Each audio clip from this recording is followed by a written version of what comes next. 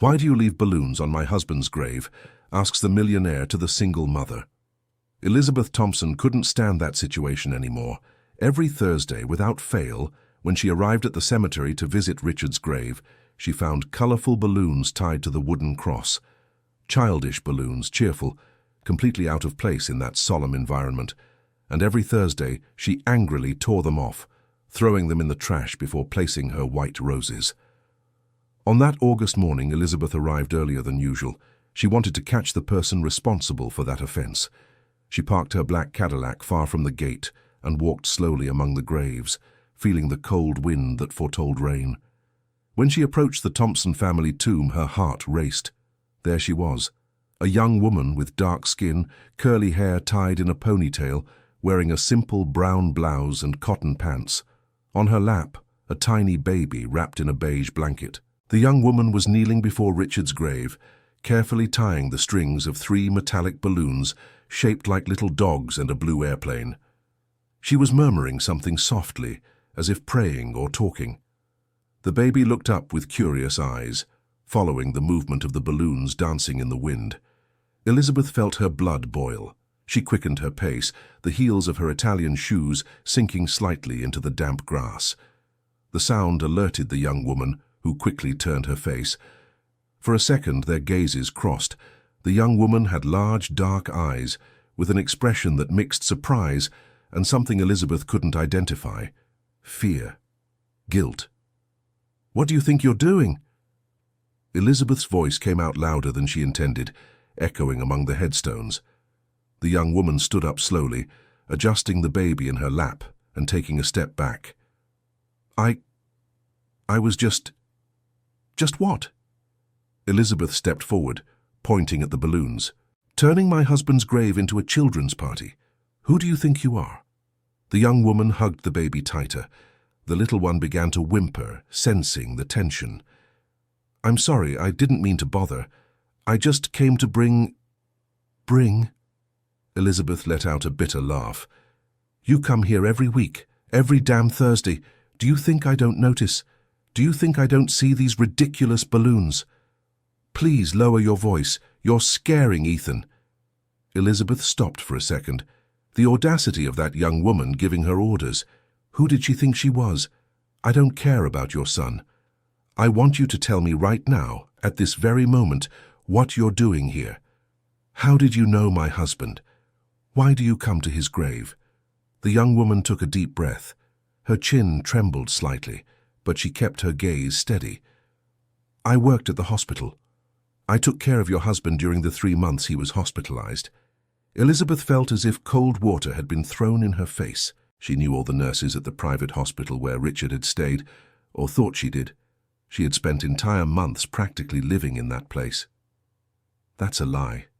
I knew all the people on his team. I worked the night shift, from 11 to 7 in the morning. You always left before 10. It was true. Elizabeth always left when the night shift started because she couldn't sleep in those uncomfortable chairs. She returned early at 7, but always found Richard alone or with the day nurses.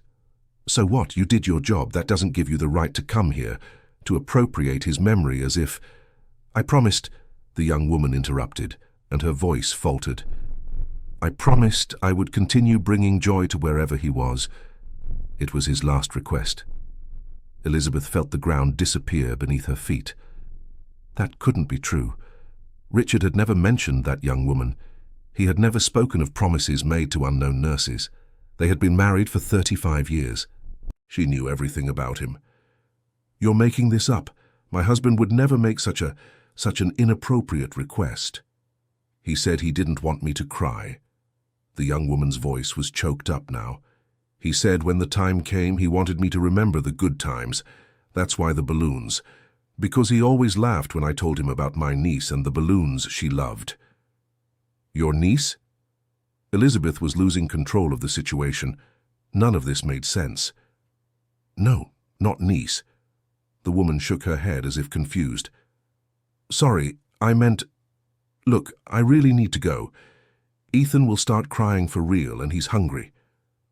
She took 2 steps to the side, trying to get around Elizabeth, but the older woman blocked her path. Don't even think about leaving here before giving me proper explanations. My husband had no secrets from me. If you really knew him, you'll have to prove it." The baby started crying for real now, a sharp cry that made the woman rock him desperately. "Please, I really need to go. We can talk another day, but not now." "There won't be another day." Elizabeth took her phone from her pocket. "I'm calling the cemetery administration and I'll have you removed from here. I'll get a restraining order to keep you away from this place forever." "You can't do that." For the first time, the young woman raised her voice. "I have every right to be here. I'm not doing anything wrong." "You're disturbing the peace of the departed. You're disturbing my peace." "Your husband helped me when no one else would," the young woman shouted, and the baby cried even louder. "He was the only person who cared about me when I needed it most. I have the right to honor his memory." Elizabeth was about to respond when a male voice interrupted the argument. "Hello there. What's going on here?" It was Samuel, the cemetery caretaker, a man in his mid-60s with graying hair and a back bent from years of hard work. He had known Elizabeth for over 2 years, ever since Richard had been buried there. "Samuel, I'm glad you're here." Elizabeth turned to him. "This young woman is trespassing on my husband's grave. I want you to remove her immediately." Samuel scratched his head, looking from the wealthy woman to the young mother and back. "Mrs. Thompson, with all due respect, but the young lady isn't trespassing. She has every permission to be here." "What do you mean permission? The grave belongs to my family." "Yes, but the cemetery is public. Anyone can visit any grave as long as they respect the place. And Sophia here has always been very respectful." "Sophia?" Elizabeth turned to the young woman. "You know her?" "Yes, I do. She's been coming here for over 2 years, every Thursday without fail. Always polite, always careful, never caused any trouble." Elizabeth felt as if the world was spinning. 2 years. The young woman had been coming for 2 years. Richard had passed away exactly 2 years and 3 months ago. That meant, "You came here before he passed?" Elizabeth's voice came out weak now. Sophia wiped the tears from her face with the back of her hand, still rocking the baby, who was beginning to calm down. "I used to visit him in the hospital, and when he was no longer there, I kept coming here, because I promised." "But why?" Elizabeth felt her own tears threatening to fall. "Why would a nurse do this? You care for dozens of patients. Why was he special?" Dear listener, if you're enjoying the story, please take a moment to like and especially subscribe to the channel. It really helps us who are just starting out. Now continuing. Sophia looked at the grave, at the balloons dancing in the wind, then back at Elizabeth. "Because he saved my life, not once but many times, in ways you can't even imagine." "This doesn't make sense." Elizabeth shook her head. "You're too young. How could my husband have saved your life several times?" "Mrs. Elizabeth," Samuel intervened gently, "perhaps you should talk somewhere more appropriate. Ethan is bothered and it looks like it's going to rain. Indeed, dark clouds already covered the entire sky." Elizabeth looked around, noticing that some people passing through the cemetery were watching the scene with curiosity. "All right." She took a deep breath, trying to regain her composure. "But this isn't over. Sophia, is that your name?" The young woman nodded. "Sophia Miller." "Very well, Sophia Miller.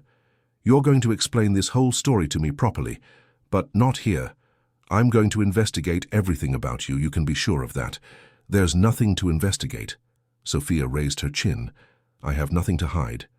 "Then why did you never introduce yourself to me?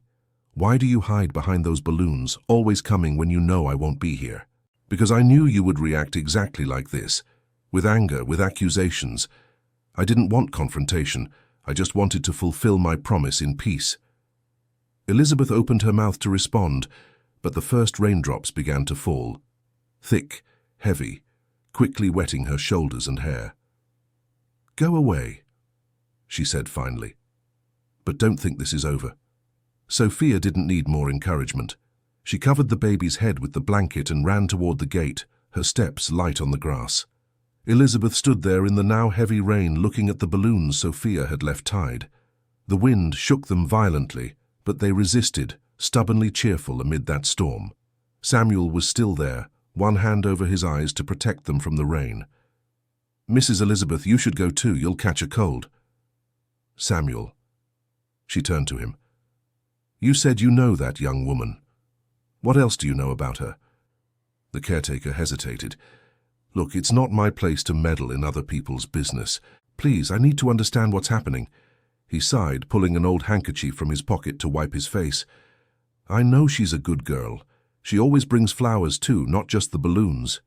She stands there talking, as if your Richard could hear her. Once I saw her crying so much I had to bring her water.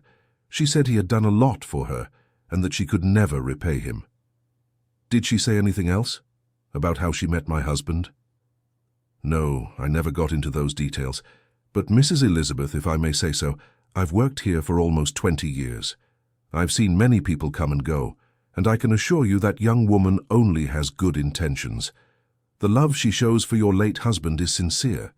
Different, perhaps not the kind of love you know, but sincere. Elizabeth didn't respond. She turned and walked back to the car, the rain soaking her expensive clothes, smudging her impeccable makeup. Inside the Cadillac, she sat for long minutes, her hands trembling on the steering wheel, looking through the rain-fogged window. Who was that Sophia Miller? How did she really know Richard?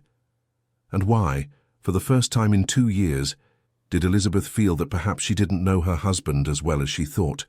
That night, in her empty mansion in Upper East Side, New York, Elizabeth couldn't sleep. She paced back and forth in the living room, a glass of wine in her hand, her eyes fixed on the photographs of Richard scattered throughout the house. There he was on their wedding day, young and smiling at 32. There at the opening of the first custom furniture store that would become the Thompson Interiors empire. There on his 60th birthday, surrounded by friends and partners, his face already marked by the illness that would take him a year later. She picked up the phone and dialed Teresa's number, her best friend for over 40 years. Elizabeth, it's almost 11 at night. Has something happened? Teresa, sorry to call late, but I need to talk to someone. Of course, dear. What happened? Elizabeth told her everything. The encounter at the cemetery, the balloons, Sophia and her cryptic words about Richard having saved her life. And do you believe her? Teresa asked when Elizabeth finished. I don't know what to believe. It seems absurd, but at the same time, she seemed so sincere. And Samuel confirmed she's been coming for 2 years. Maybe she really was just a dedicated nurse. Some people take their work very seriously. But to that extent, visiting a patient's grave every week for 2 years, with a small child? You said she has a baby? Yes, a little boy. About 6 months old, maybe. There was silence on the other end of the line. When Teresa spoke again, her voice held a cautious note. Elizabeth, you don't think that... No, Elizabeth cut in, knowing exactly what her friend was about to suggest. Now, Richard would never do that. We were married for 35 years. He wouldn't have an affair, let alone a child outside our marriage. You were always so naive when it came to Richard. I am not naive. Elizabeth felt the anger rising. I knew my husband. He wasn't that kind of man. All men can be that kind of man, dear, especially when they go through something as difficult as a serious illness. Emotions run high. People seek comfort where they can find it. Enough, Teresa, I won't listen to this. Good night. She hung up before her friend could respond. She threw her phone on the sofa and refilled her wine glass. No, Teresa was wrong. Richard loved her. He always had. Even in the worst moments, even when the illness left him weak and irritable, he always held her hand and said she was the reason he kept fighting. But then why had he never mentioned Sophia? Why had he kept that young woman a secret? In the following days, Elizabeth couldn't think of anything else.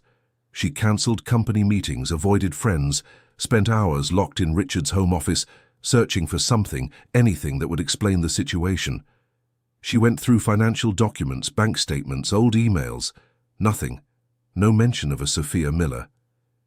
It was on Friday, a week after the confrontation at the cemetery, that she found something. A box stored at the back of the office closet, full of old papers and photographs. Among them a payment receipt from a technical nursing school, dated 8 years ago. The recipient's name, Sophia Miller. Elizabeth sat down heavily in the leather chair. 8 years. Richard had been helping that young woman for 8 years. She kept searching and found more receipts, tuition fees paid regularly for 2 years, then some sporadic bank transfers, always small amounts, $100 or $200, and then, tucked between 2 receipts, a photograph. Richard standing next to a girl who couldn't have been more than 17. Thin, with the same face as Sophia, but younger, more vulnerable. She was wearing a simple uniform and holding a certificate. Richard had his arm around her shoulders, smiling proudly. On the back of the photo, in Richard's handwriting, Sophie's graduation, July 2017, promises kept. Elizabeth felt the tears burning her eyes. Promises.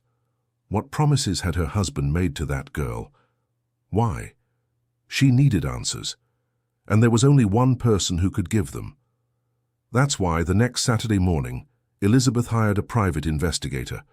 Martin Andrews had an office in downtown New York and an impeccable reputation. Elizabeth knew him from the times Richard needed to investigate potential business partners. "I want to know everything about her." Elizabeth handed him the photo she had found. Where she lives, where she works, who the child's father is, everything. Martin studied the photograph. "How long do I have?" "The sooner the better. Money is not a problem." "All right, I'll start right away. It only took 3 days." On Tuesday, Martin called asking her to come to his office. "I found quite a bit, Mrs. Elizabeth, some of it surprising." In the small file-filled office, Martin opened a thick folder on the desk. Sophia Miller, 25 years old, born here in New York. Grew up in South Bronx, southern part of the city. Mother deceased when she was 15, father unknown. Lived with an aunt until she was 16 when the aunt also passed away. She was left alone. Elizabeth listened in silence, a strange feeling growing in her chest. It was around that time she was caught trying to steal food from a small supermarket in the area. The owner at the time was, Martin looked at his papers, Richard Thompson. Elizabeth swallowed hard. Richard had that small supermarket before expanding into custom furniture, I remember. Exactly. According to witnesses I found, your husband caught the girl in the act, but instead of calling the authorities, talked to her. He discovered her situation and offered help. What kind of help? First, a job. She started by helping to clean the establishment, organize stock. Simple things. Your husband paid her salary in cash to avoid issues with documentation since she was a minor. Later, when she turned 18, he enrolled her in a technical nursing course, paid for everything. He did all that and never told me, Elizabeth murmured, more to herself. There's more. Sophia graduated and got a job at St. Luke's Hospital, where your husband was admitted years later. From what I gathered, she specifically asked to be part of the team caring for him, worked extra shifts without pay to be present. And the baby? Who is the father? Martin flipped through more papers. This is where the story gets complicated. The father is a guy named Brandon Mitchell, 32 years old, a car dealership salesman. They were dating, but when Sophia got pregnant, he disappeared. Denied paternity, vanished off the map. She tried to contact him several times, but he blocked her on everything. When did this happen? She found out about the pregnancy a little over a year ago, exactly during the period your husband was ill. Elizabeth closed her eyes. She could imagine it. Sophia, pregnant, alone, without support, caring for Richard during the long hospital nights. And Richard, always generous, always wanting to help, must have felt responsible for her in some way. Is there anything else I need to know? Yes. Martin handed over some photos. Sophia lives in a very simple apartment in Brownsville. She's been unemployed for 3 months. She was fired from the hospital after some comments about her relationship with your husband started circulating. What kind of comments? The kind you can imagine. Malicious gossip about a young nurse giving special attention to a wealthy patient. Nothing proven, of course, but enough to cause problems. The hospital has strict policies about staff involvement with patients. Elizabeth felt a pang of guilt. Had she contributed to that in some way? Her constant visits, her possessive jealousy of anyone who got close to Richard? Is she receiving any help? Not that I found. She seems to be living off savings and some odd jobs she does caring for the elderly in the neighborhood. The situation is tough with a small baby. Elizabeth put the photos and documents in her bag. "Thank you, Martin. How much do I owe you?" They settled the payment, and Elizabeth left the office with her head spinning. She had imagined so many things: an extramarital affair, a gold digger trying to take advantage of Richard's memory. But the reality was quite different. Sophia was an orphan whom Richard had saved from a potentially very difficult life, a girl he had helped build a future for, and that she later returned to repay that kindness by caring for him in his most difficult moments. And Elizabeth had yelled at her, threatened to expel her from the cemetery, treated her like an intruder. That night, Elizabeth returned to Richard's home office. She searched more thoroughly and found a shoebox hidden behind books on the shelf. Inside, letters, dozens of them, written on simple paper with a young, careful handwriting. They were Sophia's letters to Richard. The first was dated almost 8 years ago. "Mr. Richard, I don't know how to thank you for what you did. For the first time in a long while, I feel I have a future. I'll work very hard, I promise. I'll never let you down." Elizabeth read letter after letter, following Sophia's journey through the years. Her struggles in technical school, her small victories, her doubts. And in each letter, immense gratitude towards Richard, treating him like a father figure, a guide, a safe harbor. The last letter was from 3 months before Richard passed away. "Uncle Rick, today I found out I'm expecting a baby. I'm terrified. Brandon disappeared and I don't know what to do, but when I told you, even though you were so sick, you smiled and said I would be a wonderful mother. You asked me to promise one thing, that after you were gone I would continue to bring joy wherever you were, because you didn't want sadness. You wanted me to remember the happy moments. I promise, Uncle Rick. I'll bring colorful balloons like the ones we used to see in the square near the supermarket, because they always make us smile." Elizabeth folded the letter with trembling hands. Uncle Rick. Sophia called Richard Uncle Rick, and he had been exactly that to her. An uncle, a father figure, someone who cared when no one else did. Why had he never told her? Elizabeth searched her memories. Had there been any clue she missed? Any moment when Richard tried to talk about Sophia? And then she remembered. A few months before he got sick, Richard mentioned during dinner that he was helping a young woman with her studies. Elizabeth had asked who it was, and he said it was complicated to explain, but that one day he would tell the full story. She didn't press further. She was busy with the launch of a new furniture line and let the matter drop. Then came the illness, the treatments, the hospitals. There was never time to talk about that mysterious young woman, and perhaps Richard feared Elizabeth's reaction. After all, he was spending their money to help a stranger, and knowing Elizabeth, she probably would have questioned it, maybe even disagreed. But now, reading those letters, seeing the photographs, Elizabeth understood. Richard wasn't having an affair. He was being the generous man she had always known, reaching out to someone who desperately needed it, and Sophia, in return, had been by his side during the darkest nights when Elizabeth slept at home. She had cared for him, talked with him, been the daughter they never could have. Elizabeth and Richard had tried to have children for years. They went through treatments, consultations, hopes raised and shattered, until the doctors finally explained that, due to complications from surgery Elizabeth had when she was young, pregnancy would be impossible. They considered adoption, but the years passed, the company grew, and somehow that dream grew increasingly distant. Perhaps Sophia filled that void in Richard's life, a young woman he could guide, advise, help grow, and perhaps that's why he hadn't told her, afraid that Elizabeth would feel jealous, feel like she was being replaced. And would she have? Elizabeth asked herself honestly. Probably yes. She had always been insecure when it came to Richard, always afraid of not being enough, that he would find someone younger, more interesting. But Sophia was not a rival. She was a daughter, the daughter Richard had welcomed into his heart. The following Thursday, Elizabeth woke up early. She had coffee, dressed carefully in simple clothes, took the white roses she always brought, and drove to the cemetery. She arrived at 9 in the morning, knowing Sophia usually appeared around 10. She placed the flowers in the vase, carefully cleaned the headstone, and then sat on the nearby stone bench to wait.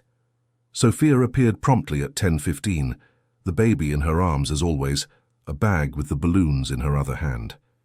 She stopped when she saw Elizabeth, her face showing surprise and something like fear. Elizabeth stood up slowly. "Please don't leave." Sophia hesitated, her eyes alternating between Elizabeth and the exit path. "I just want to talk," Elizabeth continued, her voice gentler now. "Really. No shouting, no accusations. If you came to push me away from here again, I didn't. I came to apologize." This clearly surprised Sophia. She took a few cautious steps toward Elizabeth, still keeping her distance.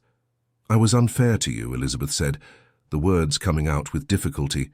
She wasn't used to apologizing. "I made assumptions without knowing the whole story, and I found the letters."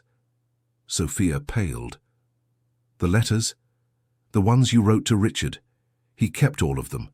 And the school receipts, the photographs. I found everything.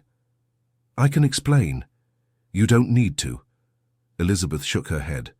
"I understand now. You weren't invading his memory. You were part of it." Tears began to stream down Sophia's face.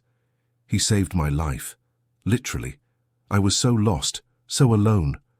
If it weren't for him, I don't know where I'd be today. Probably on the streets or worse. He was always like that." Elizabeth smiled sadly, always seeing the people others ignored, always wanting to help.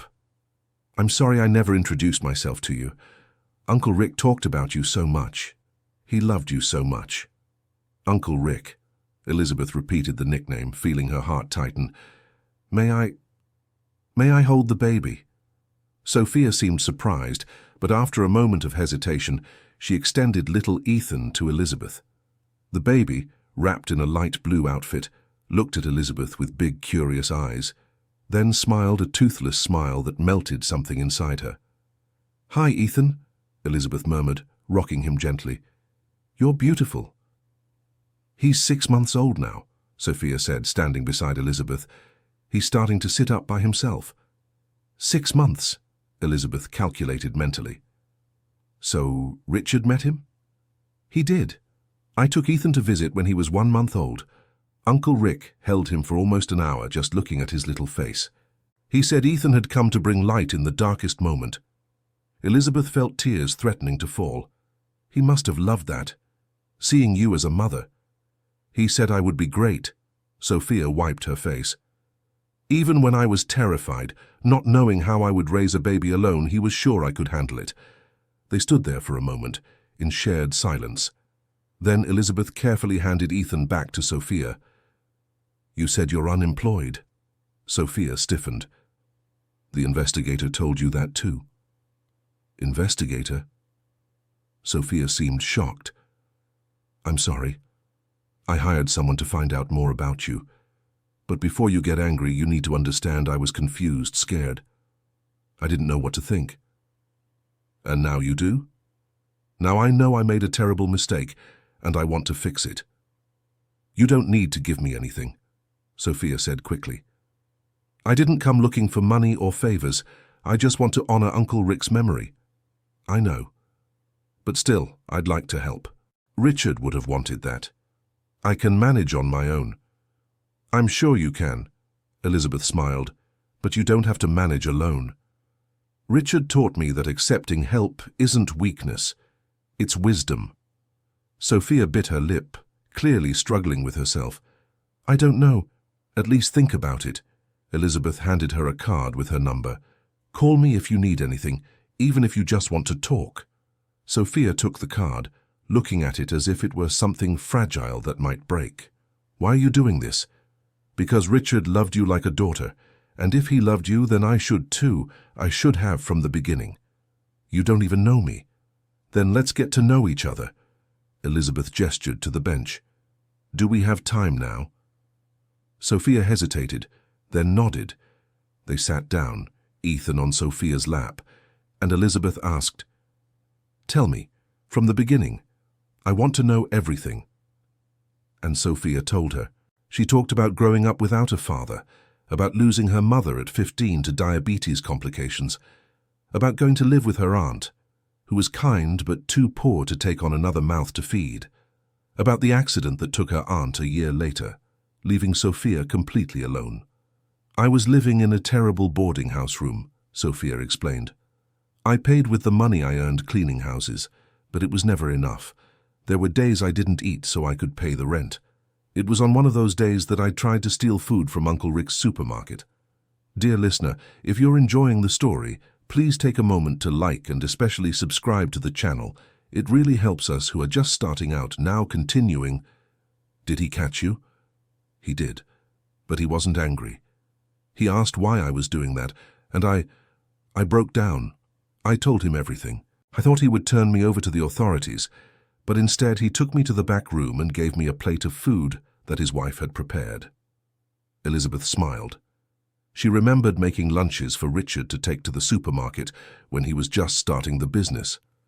It was chicken stroganoff, Sophia continued. I had never eaten anything so delicious, and while I ate, crying and eating, he stood there talking with me, asking about my dreams, what I wanted from life. And you said you wanted to be a nurse.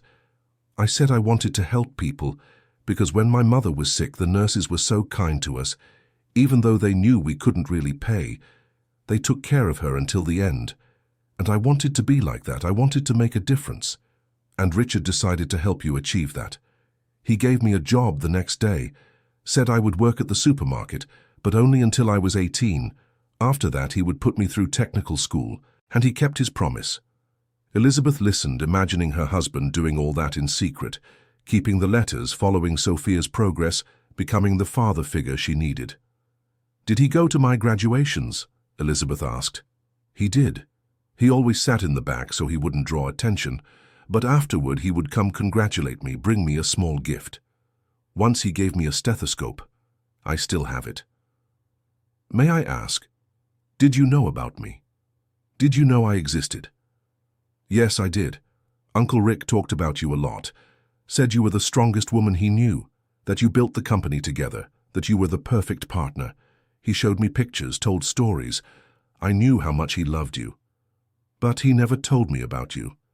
He said he would tell you one day when the right time came, but I think he was afraid. Afraid of what? That you would think he was spending your money the wrong way. Or that you would be hurt because he gave me attention that maybe he should have given to a biological daughter. Elizabeth felt her heart tighten. Richard knew her too well. She probably would have reacted badly, at least initially. She might have seen Sophia as an intruder, as someone taking the place that should have been their son's. And when he got sick, Elizabeth asked, how did you manage to be part of his team? I requested a transfer as soon as I heard he was hospitalized. I said I knew the patient and would like to be part of his care.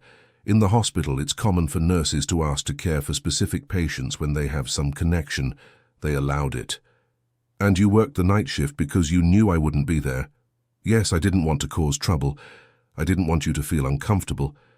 I just wanted to be near him, to help in any way I could. Did he suffer a lot? Elizabeth asked, her voice faltering. On the nights when I wasn't there, did he suffer? Sophia held Elizabeth's hand. He tried to be strong, but yes, there were difficult nights. He was in pain. He was restless. But I stayed there, talking to him, keeping him company. Sometimes he talked about his life, about you, about the business. Other times we just sat in silence. Thank you, Elizabeth whispered. Thank you for being there for him when I couldn't. I wanted to be. It wasn't a sacrifice. It was a privilege. They continued talking for almost 2 hours. Sophia told her about the romance with Brandon, about how he seemed perfect at first, attentive, caring, making plans for the future, until she got pregnant. He changed completely, Sophia said, her face showing the pain of that memory. Overnight, he started saying he wasn't ready, that I should have been more careful. When I said I wouldn't get rid of the baby, he disappeared. Blocked my number, changed jobs, vanished. What kind of man does that? Elizabeth felt genuine anger toward that unknown Brandon. A coward, but I also don't want Ethan to grow up knowing his father didn't want him. I'll raise him alone, and it'll be better than having a father who's there out of obligation. You're strong. Stronger than many women I've known. I had to be. I had no choice. Elizabeth looked at Ethan, who had fallen asleep in his mother's lap, one little finger in his mouth. "He looks like you." "Everyone says that. But he has a mark on his shoulder that's exactly like Uncle Rick's, a birthmark shaped like a heart. Uncle Rick thought it was amazing when he saw it." Elizabeth froze. "Wait, Richard had a mark like that? On his right shoulder?" "Yes. Ethan has it too. I thought it was just a coincidence, but Uncle Rick said it might be a sign, that he was leaving his mark on us in some way." Elizabeth felt a chill. She knew that mark on Richard well. It had been one of the first things she noticed about him when they met. A perfect little heart, a harmless but distinctive birthmark. "Can I see it?" she asked, almost without thinking. Sophia hesitated, then carefully adjusted Ethan's clothes, exposing his shoulder. There it was, identical. A perfect heart, the size of a small coin. Elizabeth reached out, gently touching the mark. It was impossible. Birthmarks weren't genetic in that specific way, but there it was, exactly the same. It really is the same," she murmured. "I know. When I first saw it, I was shocked. I asked the doctors if it was possible, and they said it was a coincidence. But I refused to believe it. I prefer to think it's Uncle Rick saying he's with us." Elizabeth withdrew her hand, her heart racing. It was just a coincidence, it had to be. The investigator had confirmed there was no blood relation between Richard and the baby. Brandon was the father. The dates matched. But still, it was unsettling. "Sophia, are you absolutely sure that Brandon is the father?" Sophia stared at her, confusion on her face. "Of course I am. There was never anyone else. I'd been dating Brandon for almost a year when I got pregnant." "And did you do a paternity test?" "No. I mean, he disappeared even before Ethan was born. I don't even know where he is now. Why?" Elizabeth shook her head. "Nothing, it's just—" The mark confused me for a moment. "Do you think Ethan could be—" Sophia didn't finish the sentence, but the shock was evident on her face. No, sorry, that's not what I meant," Elizabeth hurried. "Of course not. I know Richard never—" "That you never—" "Never," Sophia said firmly. "Uncle Rick was like a father to me, nothing more than that. It wouldn't even cross my mind. I know, I'm sorry, the mark just surprised me." But as they said this, both looked at the sleeping baby, at that impossible mark, and an unspoken thought hung between them. In the following days, Elizabeth couldn't get that birthmark out of her head. It was ridiculous, she knew. The investigator had been clear. Brandon was the father. The pregnancy dates perfectly matched Sophia's relationship, and Richard was in treatment during that period, so debilitated he could barely stand, let alone— No, it was impossible. And thinking that way was disrespectful to both Richard's memory and Sophia's honesty. But the doubt, once planted, was hard to uproot. Elizabeth decided to visit the hospital where Richard had been treated. She needed answers, even if they were only to confirm what she already knew. The head nurse of the ward where Richard had stayed was Mrs. Catherine, a woman of about 55, with short hair and thick-framed glasses. She received Elizabeth in her small, organized office. "Mrs. Thompson, what a surprise. How can I help you?" "I came to talk about Richard and about one of the nurses who cared for him. Sophia Miller." Mrs. Catherine's face closed slightly. "Ah, yes, Sophia. She doesn't work here anymore." "I know. I wanted to better understand what happened." Mrs. Catherine sighed, clasping her hands on the table. "Look, I don't like to speak ill of former employees, but the situation with Sophia was complicated. Comments started to arise about her behavior with your husband. Nothing proven, mind you, but rumors. Patients and other staff saying she spent too much time in his room, that there was an inappropriate closeness. And was there inappropriate closeness? I can't say. I never saw anything that confirmed the rumors, but the hospital administration has clear rules about involvement between staff and patients. When the comments became too frequent, they had to make a decision. So she was fired because of gossip. She was let go, which is different. There's nothing in her record indicating misconduct, only that her transfer to another unit would be more appropriate, and she chose to leave the hospital. Was she good at her job? Excellent, one of the best we had. The Dedicated, careful, caring with the patients. That's why the decision to let her go was so difficult. Elizabeth felt anger at the injustice. Sophia had lost her job because she cared for Richard too well, because she cared too much. Mrs. Catherine, I found out that Sophia and my husband had a prior relationship. He had known her for years, helped her with her studies. She wasn't a stranger to him. Mrs. Catherine looked surprised. That explains a lot. She never mentioned knowing him from before, but it makes sense now, the extra care, the time she spent there. And there was nothing inappropriate. He saw her as a daughter. I understand. And I'm sorry the situation got out of hand. If we had known, could you reverse her dismissal? I'm afraid that's not possible. She's been gone for a long time, and we have policies. Policies that allow injustices based on gossip? Mrs. Catherine lowered her gaze. I'm sorry, Mrs. Thompson. Truly? Elizabeth left the hospital even more determined to help Sophia, not just because of Richard, but because it was the right thing to do. That afternoon she called Sophia. Hello? Sophia, it's Elizabeth Thompson. We have a lot to talk about. Could you come to my house tomorrow? I have a proposal for you. There was silence on the other end. What kind of proposal? It's better we talk in person. Can you come at 3 in the afternoon? I'll send my driver to pick you up. You don't need to send a driver. I can get there on my own. Sophia, Elizabeth said firmly, accept the help, please. Another silence, then a sigh. All right, at 3. The next day, Elizabeth was nervous. She organized the house personally, something she hadn't done in years, leaving everything impeccable. She prepared coffee and bought pastries from an expensive bakery in the neighborhood. When Sophia arrived, punctually at 3, Elizabeth greeted her personally at the door. Sophia looked around with wide eyes. Elizabeth's mansion was impressive, with its 3 floors, huge garden, pool, and sophisticated decor. Wow, this is beautiful. Richard designed much of the decor, Elizabeth said, guiding her to the living room. He had an eye for design. They sat down and Elizabeth served the coffee. Sophia was extra careful not to let Ethan dirty anything, clearly uncomfortable in that environment so different from her own. Relax, Elizabeth said gently. Children make messes, it's okay. It's just that everything here seems so expensive.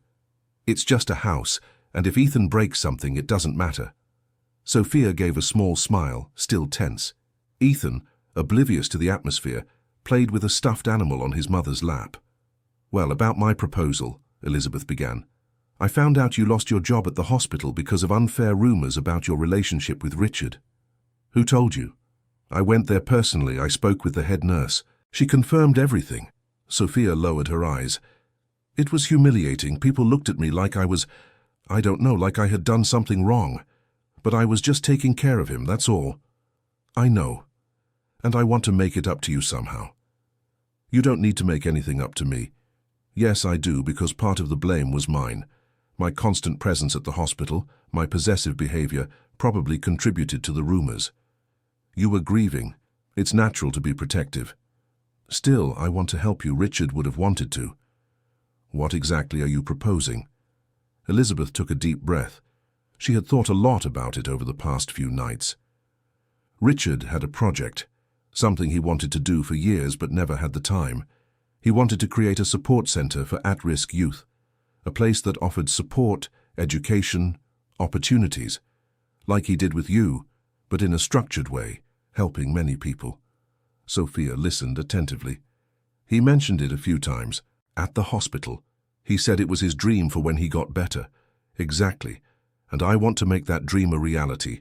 I have the money, I have the resources, but I need someone who understands what these people go through, someone who has lived that reality. And that person is you. Me? Sophia seemed shocked. But I don't know anything about running social projects. You'll learn.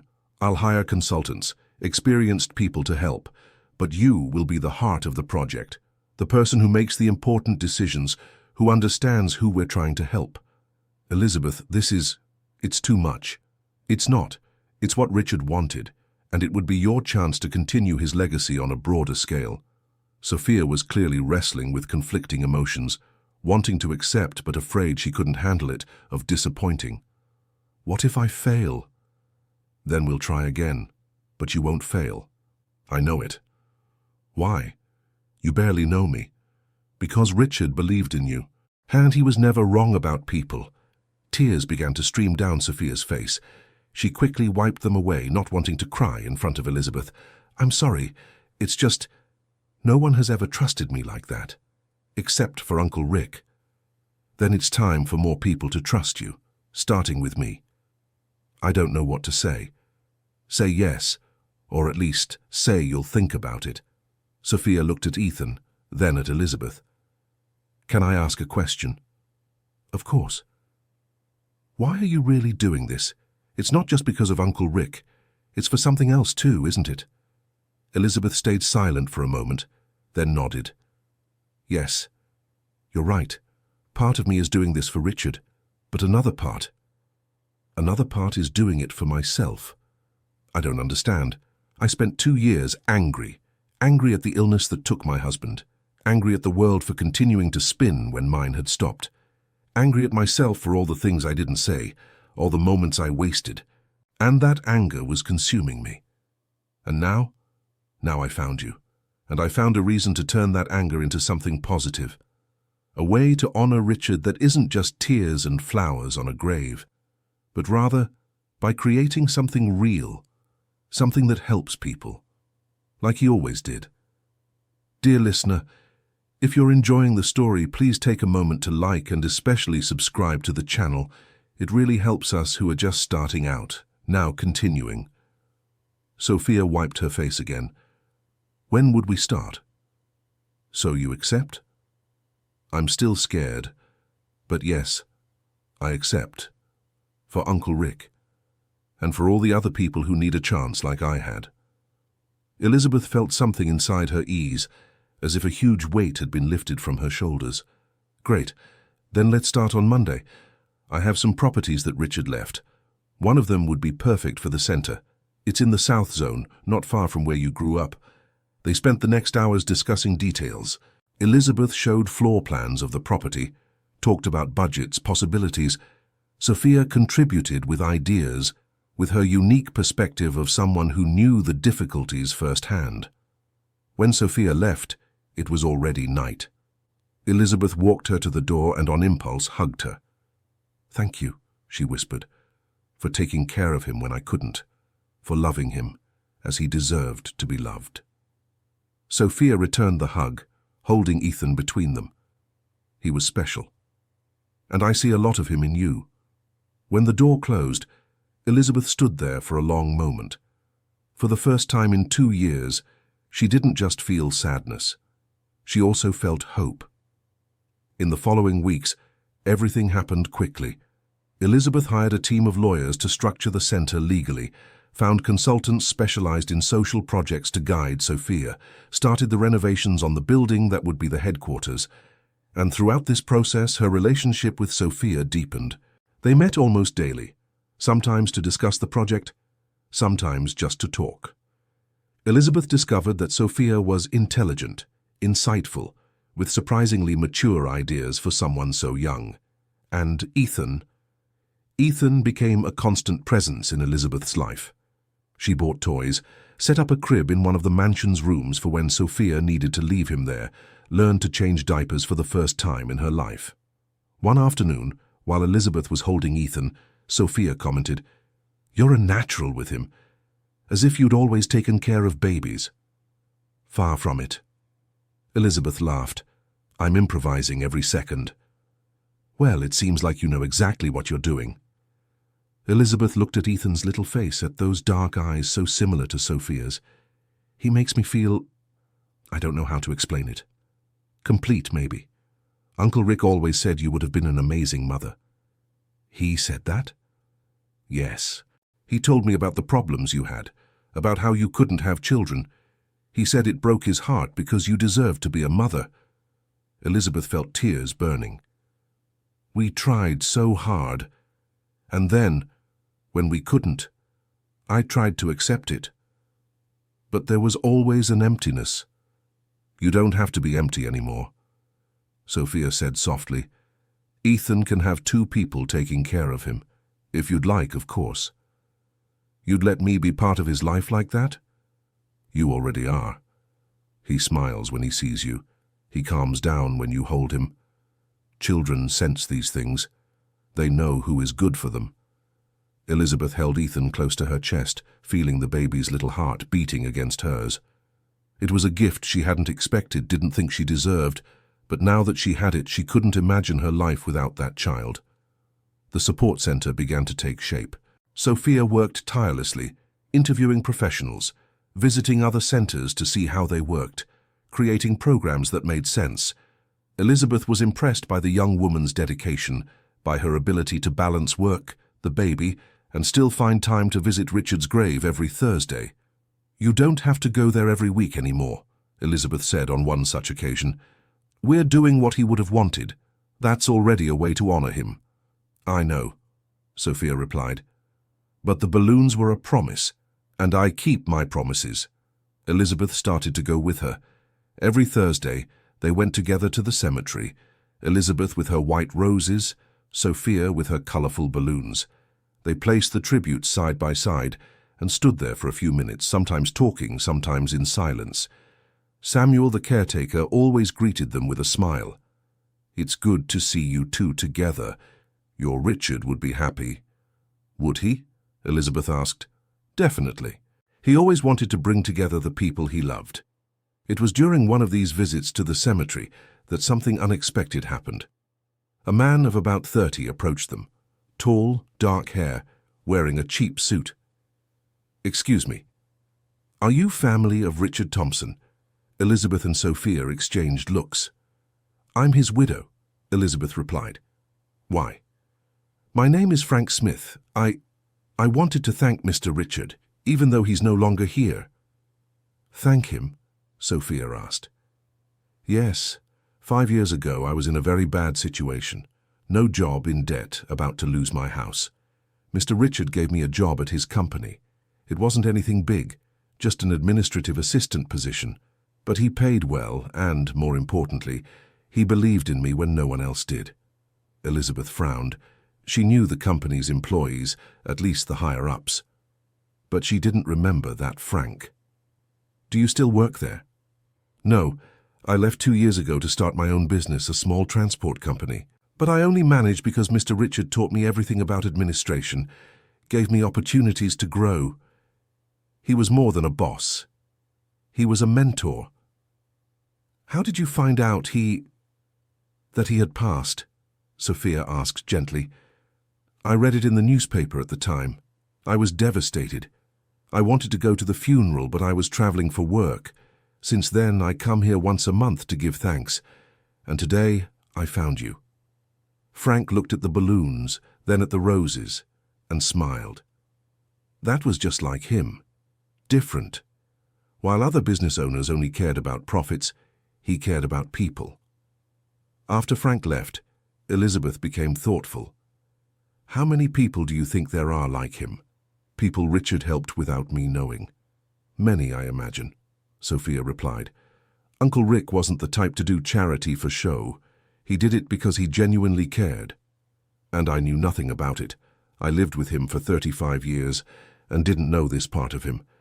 Maybe he didn't want you to know. Some people are like that. They do good without wanting recognition. Or maybe I was so busy with other things that I didn't pay attention." Sophia touched Elizabeth's arm. "Don't blame yourself. You did the best you could, and now you're honoring him in the best way possible.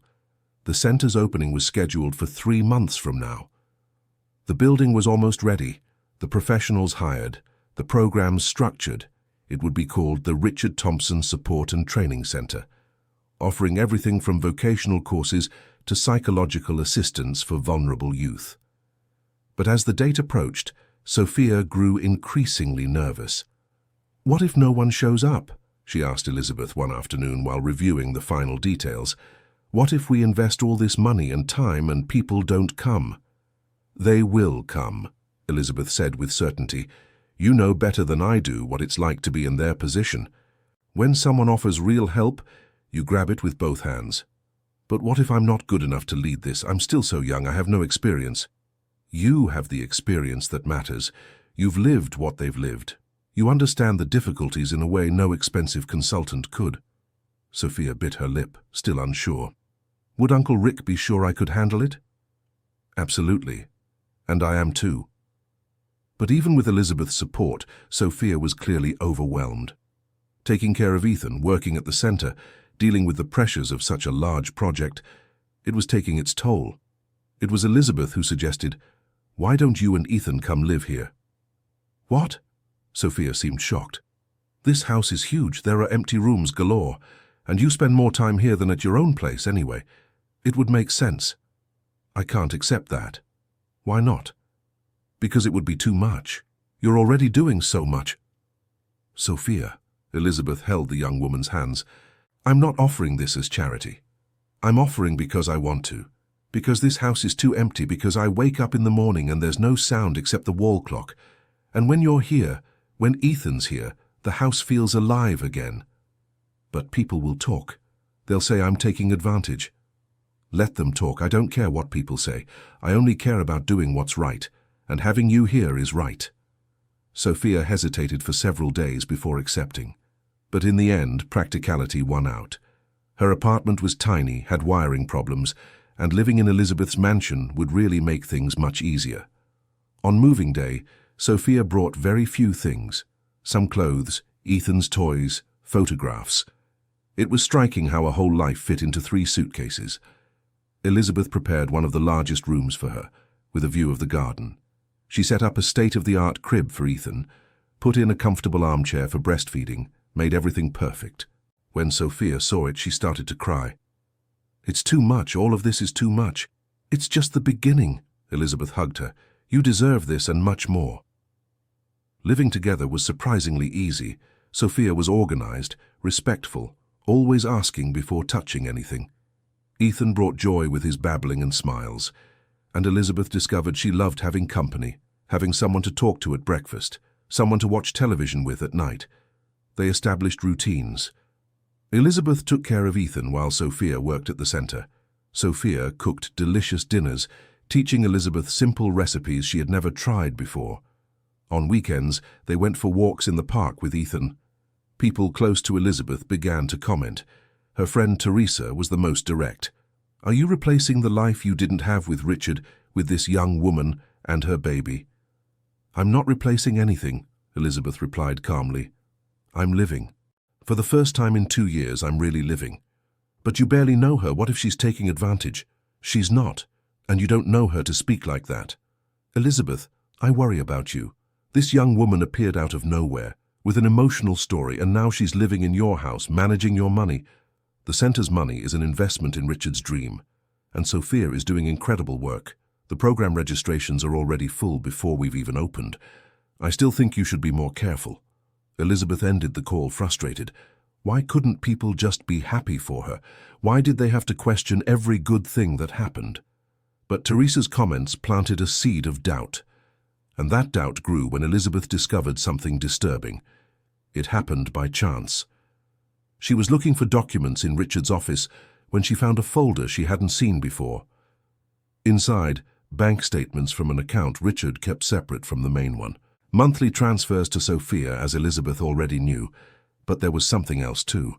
A large deposit made 3 months before Richard passed away. 50,000 reais transferred to Sophia's account, and a handwritten note from Richard. For the baby. To secure a future. Elizabeth felt her heart race. 50,000 reais. Why would Richard give so much money to Sophia? She was pregnant at the time, yes, but still. And then came the thought she had tried to suppress since she saw Ethan's birthmark. What if?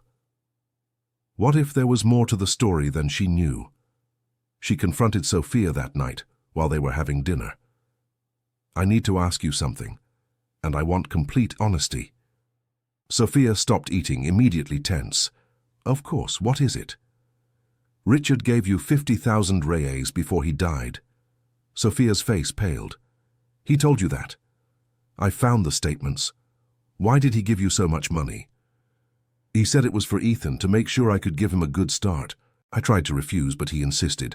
50,000 reais is a lot of money to give to a friend. He saw me as a daughter. We've talked about this. Yes, but... Elizabeth took a deep breath. Sophia, I need you to be completely honest with me. Was there anything between you and Richard beyond what you told me? The silence that followed was heavy. Sophia slowly put down her utensils, her hands shaking. How can you ask me that? Because I need to know. The birthmark, the money, the fact that he kept your existence secret from me for years. He kept it secret because he knew you would react like this. Sophia stood up, her voice loud. He knew you would question, that you would doubt. I'm not trying to attack you, I just want the truth. The truth is that Uncle Rick was like a father to me. There was nothing more than that. Never. And the fact that you would even suggest it is horrible. Sophia. No. Tears streamed down Sophia's face. I thought you understood. I thought you trusted me. But deep down you're just like all the other people.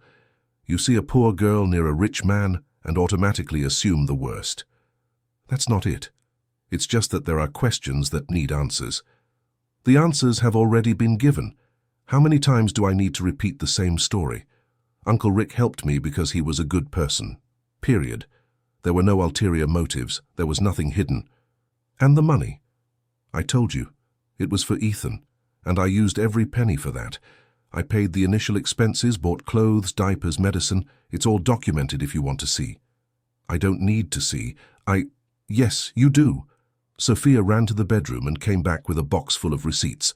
Here, every penny spent, every purchase.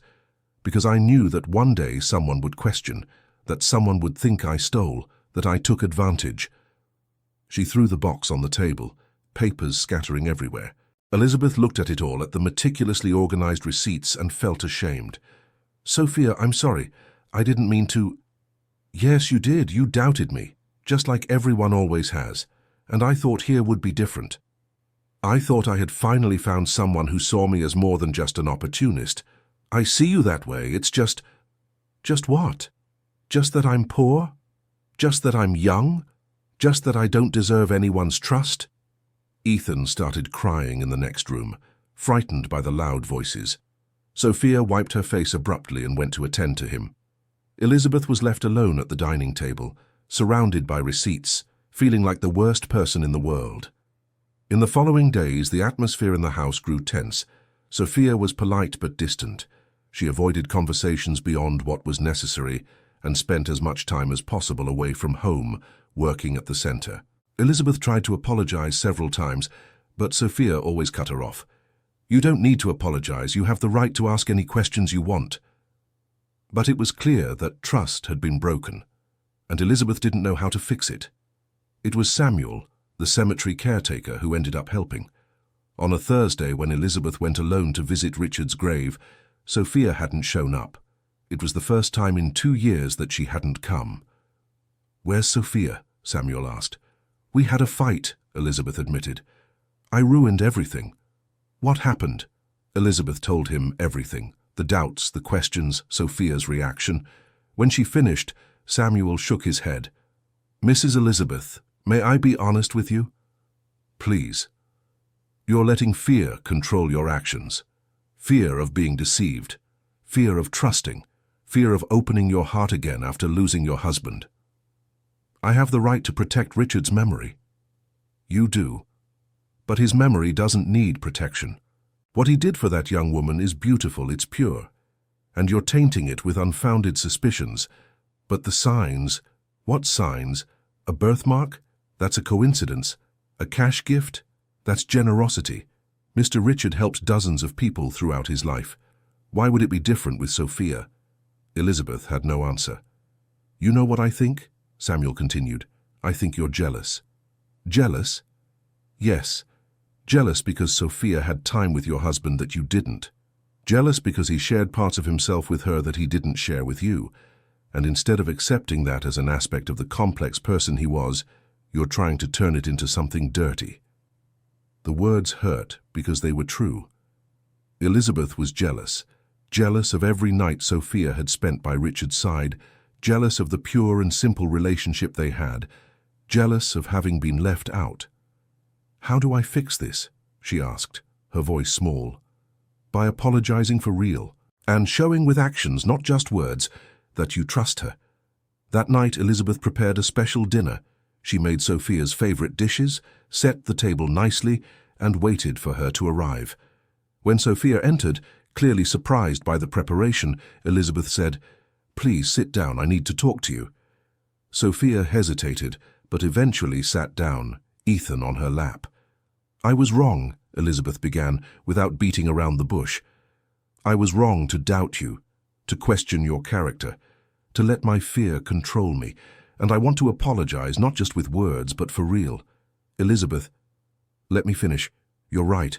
I assumed the worst because it's easier than trusting, because trusting hurts when you've been hurt before, but that's not fair to you. You never gave me a reason to doubt.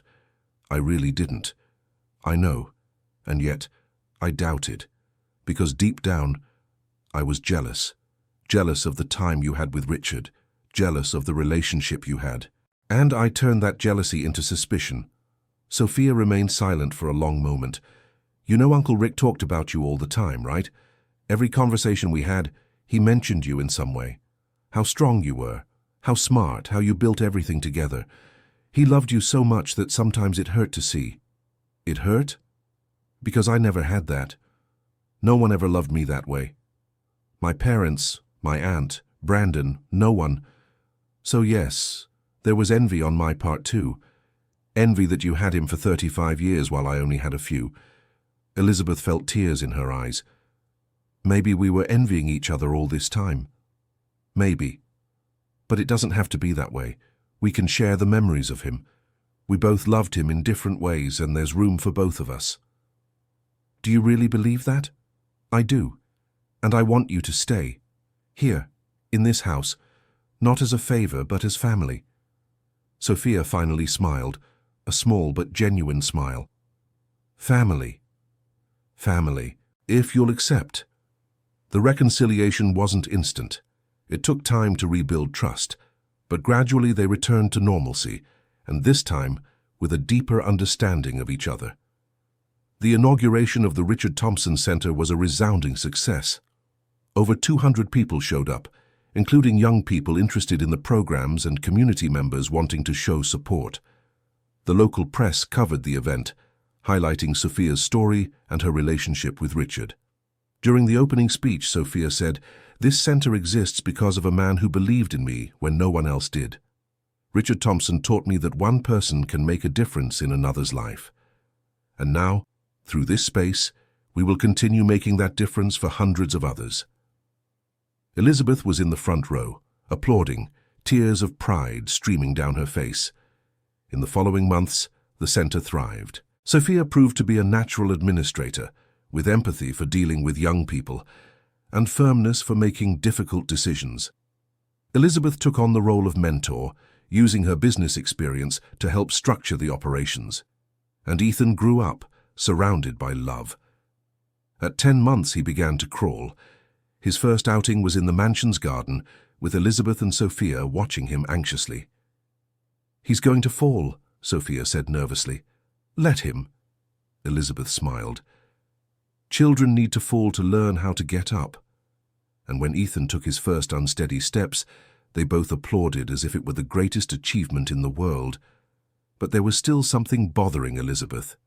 The birthmark. She couldn't get it out of her head. And the more time she spent with Ethan, the more he seemed to resemble Richard. The eyes, the way of smiling, even some gestures. She knew she was being absurd. The investigator had been clear. Brandon was the father. The dates matched. There was no mystery. But what if the investigator was wrong? What if there was something he hadn't discovered? One afternoon, while Sophia was at the center, Elizabeth took Ethan for a routine pediatric checkup. And then, without thinking much, she detoured to a testing clinic. "I want a DNA test," she told the receptionist. "Of course. Is it for paternity investigation?" "Not exactly. It's more complicated." She vaguely explained the situation, and the receptionist, accustomed to unusual requests, just nodded and prepared the paperwork. Elizabeth collected saliva samples from Ethan and also brought hairs she had kept from Richard. She paid extra to get the results in 2 days. and then she waited, tormented by guilt and curiosity. When the result arrived, Elizabeth was alone at home. She opened the envelope with trembling hands. Probability of paternity, 0%. There was no kinship between Richard and Ethan. None. Elizabeth felt relief and disappointment at the same time. Relief because it confirmed there had been nothing inappropriate between Richard and Sophia. Disappointment because a small part of her had hoped. For what? That Ethan was Richard's son? That there was a blood connection explaining everything? She put away the result, deciding never to mention that test to anyone. But the universe has strange ways of exposing secrets. 2 weeks later, on a quiet Saturday, the doorbell rang. Elizabeth opened the door to find a man around 30 years old with dark hair, wearing jeans and a t-shirt. "Can I help you?" "I'm looking for Sophia Miller. They said she lives here." "Who's asking?" "My name is Brandon Mitchell." Elizabeth's heart stopped. Brandon, Ethan's father, the man who had abandoned Sophia. "What do you want?" "I need to speak with Sophia. It's urgent." "She doesn't want to talk to you." "Please, ma'am, I know I messed everything up, but I need to explain. You don't need anything." Elizabeth went to close the door, but Brandon put his foot in the way. "I know about the baby. I know he's my son, and I want to meet him." "Now you want to? After more than a year? After abandoning her when she needed you most?" "I was a coward, I admit it, but I've changed, and I have rights." "You have no rights." It was then that Sophia appeared on the stairs, having heard the voices. Her face turned white when she saw Brandon. "You, what are you doing here?" "Sophie, please, I need to talk to you." "There's nothing to talk about. Go away." "I came to apologize. And to meet my son." "Your son?" Sophia came down the stairs quickly. "You lost the right to call him that when you ran away." "I know, and I'm sorry. But I want to make it right. I want to be part of his life." "No. Sophie." "I said no. You can't just show up out of nowhere and mess up our lives. We're fine. We don't need you." Brandon looked around at the luxurious mansion, at Elizabeth with her expensive clothes. "I see. You've found a better situation.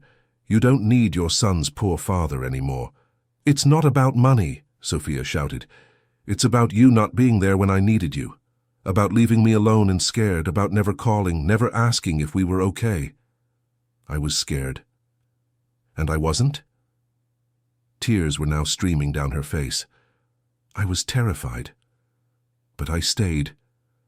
I took care of my son. I did what was right. And I want to do what's right now. Legally, I have rights. I can demand a paternity test, visitation." "Threats?" Elizabeth intervened. "Are you really threatening her?" "I'm not threatening. I'm stating a fact. I'm the child's father and I have rights." Sophia looked at Elizabeth, then at Brandon. "Fine. If that's how you want to do it, then we'll do it legally. But know that you'll have to prove you're the father, because until now you're just a stranger. It won't be hard to prove. Just look at him. He must look just like me." "Actually," Elizabeth hesitated, but then decided to speak. "He doesn't look like you. I saw the photos the investigator got. Ethan doesn't look anything like you." "Investigator?" Brandon seemed genuinely surprised. "You had me investigated." "We did," Elizabeth corrected, "and we found out you disappeared on purpose. You changed jobs, blocked Sophia from everything, hid like a coward." "I've changed. People don't change that fast. Look, I didn't come here to fight." Brandon took a deep breath. "I came to do what's right. Sophie, please, give me a chance. Let me meet our son." Sophia looked at him for a long moment. Elizabeth could see the conflict in her eyes, the anger, the hurt, but also something else, perhaps hope. Hope that Ethan could have a father. "Give me your number," Sophia finally said. "I'll think about it and get in touch." "Are you sure about this?" Elizabeth asked, worried. "I am. He's right about one thing. He is Ethan's father, legally at least, and Ethan deserves the chance to know his father, even if he is a coward." Brandon wrote down the number and handed it over.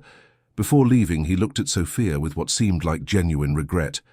"I'm sorry, truly." for everything. When the door closed, Sophia collapsed on the floor, crying. Elizabeth sat beside her, putting her arm around her. It's okay, we'll figure this out. Why did he come back? Why now? I don't know, but we'll find out. And they did. In the following days, through the investigator that Elizabeth rehired, they learned the truth about Brandon. He had found a better job, was earning well, and his family was pressuring him to take on responsibilities, especially his mother, who had recently discovered the existence of a grandson. It was less about Brandon having changed, and more about him wanting to fix his image. He doesn't really want to be a father, Elizabeth said after receiving the investigator's report. He wants his family to stop pressuring him. What should I do? Sophia was lost. You have a few options. You can let him get closer, setting clear rules and supervision. You can demand that he pay backdated child support before any visits. Or you can legally fight to keep him away since he abandoned you and Ethan. And if he goes to court anyway, then we'll fight. I have the best lawyers in the country. And we have solid evidence that he abandoned you. That weighs heavily in custody cases. Sophia thought for days.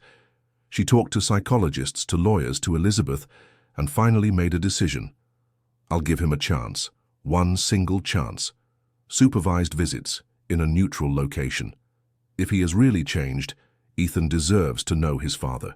If he hasn't changed, it will become evident, and then I will keep him away for good. The first meeting was set for a public park. Elizabeth insisted on going along, as well as a family lawyer. Brandon arrived on time, bringing a stuffed bear that was too big for a baby of a few months. Hi, he greeted nervously. Sophia just nodded, holding Ethan firmly. The baby, unaware of the tension, looked around curiously. This is Ethan, Sophia said. Ethan, this is Brandon. Brandon reached out, trying to touch the baby, but Ethan started crying immediately, hiding his face in Sophia's neck. He's shy with strangers, Sophia explained, rocking him gently. Can I hold him? Not yet. Let him get used to you first. They walked through the park, Brandon trying to make conversation, showing the bear to Ethan, making faces. The baby eventually stopped crying but remained wary, clinging to his mother. After an hour, Brandon said, He doesn't like me. It's too early to tell, Sophia replied. Children take time. Or maybe he senses I'm not a good person. Children don't judge like that. They respond to what they feel. And what he feels from me right now is fear. Sophia didn't deny it. The meetings continued, once a week. Brandon always showed up on time, always with gifts, but Ethan remained reluctant, preferring to stay with Sophia or even with Elizabeth when she was present. On the fifth meeting, something changed. Brandon brought not an expensive toy but a simple plastic rattle, and instead of trying to force interaction, he just sat nearby and started making sounds with the rattle, gently. Ethan watched, curious. He reached out his little hand. Brandon gave him the rattle. And then, for the first time, Ethan smiled at Brandon. It was a small moment, but significant. Brandon looked at Sophia, and she saw tears in his eyes. He smiled at me. He did, Sophia confirmed, feeling conflicting emotions. After that day, the visits became easier. Ethan began to recognize Brandon, not to cry automatically, and Brandon, to everyone's surprise, began to show genuine interest in learning about baby care. But then, on the seventh meeting, Brandon brought a woman with him. This is my mother, Mrs. Vivian, he introduced. She really wanted to meet her grandson. Mrs. Vivian was a lady in her early 50s, graying hair, simple but clean clothes. She looked at Ethan with tears in her eyes. My God, he's beautiful. Mrs. Vivian, Sophia greeted coldly. Brandon didn't mention he would bring someone. I'm sorry, I insisted. When I found out I had a grandson, I had to meet him. You knew about his existence for over a year. Where were you all this time? Mrs. Vivian had the decency to look ashamed. My son didn't tell me. I only found out 2 months ago, when a cousin mentioned seeing Brandon with a baby. I confronted him, and he confessed everything. And it took 2 months for you to want to meet him? No, I wanted to come earlier, but Brandon said you wouldn't allow it. He said he needed to rebuild trust first. Sophia looked at Brandon, who confirmed with a nod. She wanted to come from the start. I was the one who asked her to wait. At least you did that right, Elizabeth murmured, being there as always to support Sophia. Mrs. Vivian approached slowly. Can I hold him?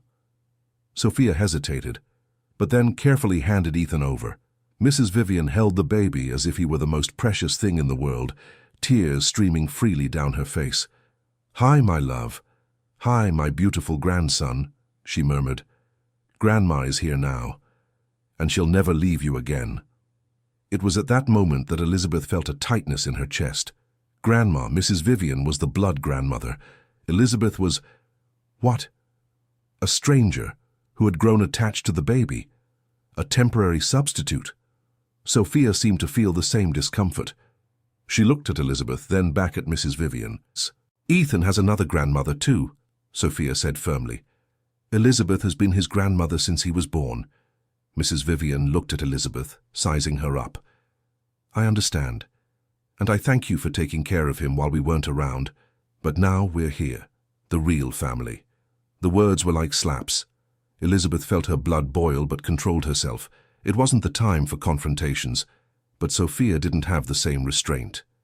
"Elizabeth is real family," she said, taking Ethan from Mrs. Vivian's arms. "She was there in the early mornings when Ethan cried. She changed diapers, gave bottles, sang lullabies. Where was the real family during those times?" "My dear, don't get upset," Mrs. Vivian said, trying to be conciliatory. "I know you've been through a lot, but now we can share the responsibilities. You could even go back to work normally, and I'll take care of Ethan." "I work normally, and Ethan is very well taken care of, thank you." "But you're so young. You shouldn't be tied down to a baby. Let us help." "Do you want to help, or do you want to take my son away from me?" "That's absurd.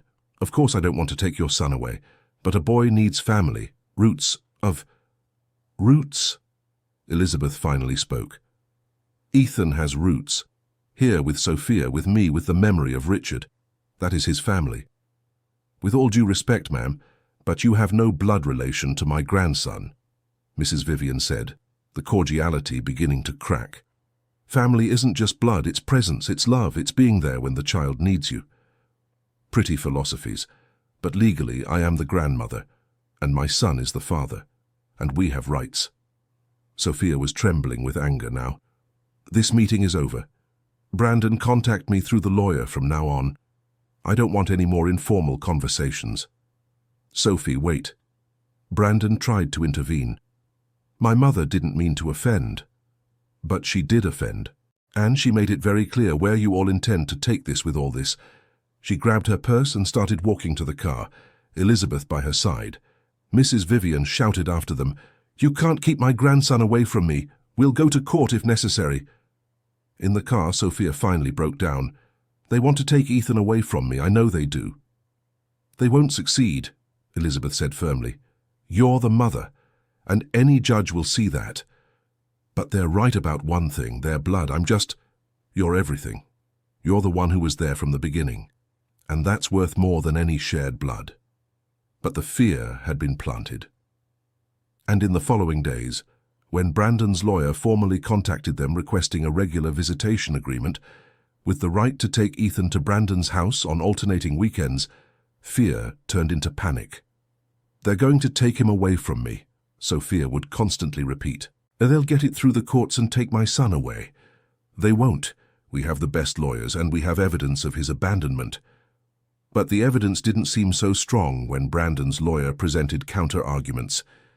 He claimed that Brandon was undergoing psychological treatment for depression at the time, that he hadn't abandoned them in bad faith, but due to temporary incapacity, that he was now recovered, employed, and ready to take on responsibilities. The case ended up in family court. A long and painful battle began, with hearings, psychological evaluations, visits from social workers, and meanwhile, the relationship between Sophia and Elizabeth became increasingly tense. Elizabeth had hired the lawyers, was paying all the legal costs, but Sophia began to feel she was losing control of her own life. "I need to make my own decisions," she said, during a particularly heated argument. "And you are. I'm just supporting you. You're taking control. Are you hired lawyers without consulting me? You're making deals behind my back. I'm trying to protect you.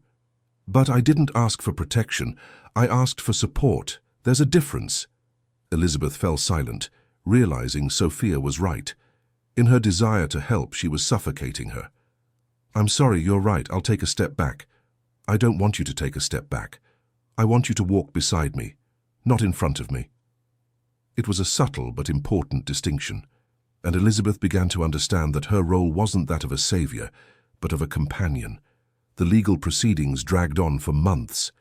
Brandon maintained supervised visits, always being punctual, always polite. Mrs. Vivian would also appear sometimes, bringing clothes and toys that Sophia always refused. And as time passed, Ethan began to bond with Brandon. He would reach out his little arms when he saw him, smile, babble sounds that resembled dada. For Sophia, it was a knife to the heart. Seeing her son bonding with the man who had abandoned her was one of the most difficult things she had ever experienced. It's natural, the case psychologist explained. Children bond with present figures, and Brandon has been present. But what about what he did, the abandonment? Ethan doesn't remember that. For him, Brandon has always been there because that's all he knows now. It was unfair, deeply unfair. But it was the reality. The court decision finally came after 6 months of proceedings. The judge ruled that Brandon would have the right to regular visits, initially still supervised, but progressing to unsupervised visits as Ethan became accustomed. Alternating weekends would be implemented when Ethan turned 2. Sophia left the courtroom shattered. Elizabeth tried to comfort her, but the words seemed empty. That night, already late, Sophia knocked on Elizabeth's bedroom door. "May I come in?" "Of course." Sophia entered, Ethan sleeping in her arms. "I've been thinking a lot. About everything, about this house, about the center, about you. What have you been thinking? That I'm being unfair. To you and to myself. I don't understand. You took me in. You gave me a home, a job, a family. And I'm constantly afraid that all of this will disappear. Afraid that Ethan will be taken from me. Afraid that you'll realize you don't need us. Sophia, let me finish. I know you lost Richard. I know this house is very empty for you. And I know that somehow Ethan and I fill that void, but I'm afraid we're just occupying a space that isn't ours. That when you get tired of us, we'll be alone again." Elizabeth took Sophia's hand. "I won't get tired of you. And you're not taking up space. You've created a new space, one I didn't even know I needed. But what if? There is no what if. You're my family now, and family doesn't give up on each other." Sophia finally cried, tears of relief and exhaustion. Elizabeth hugged her and Ethan together, forming a small circle of love and protection. The first unsupervised visit from Brandon happened on a Saturday morning. He arrived at the mansion, nervous but excited. "I promise to take good care of him," he told Sophia.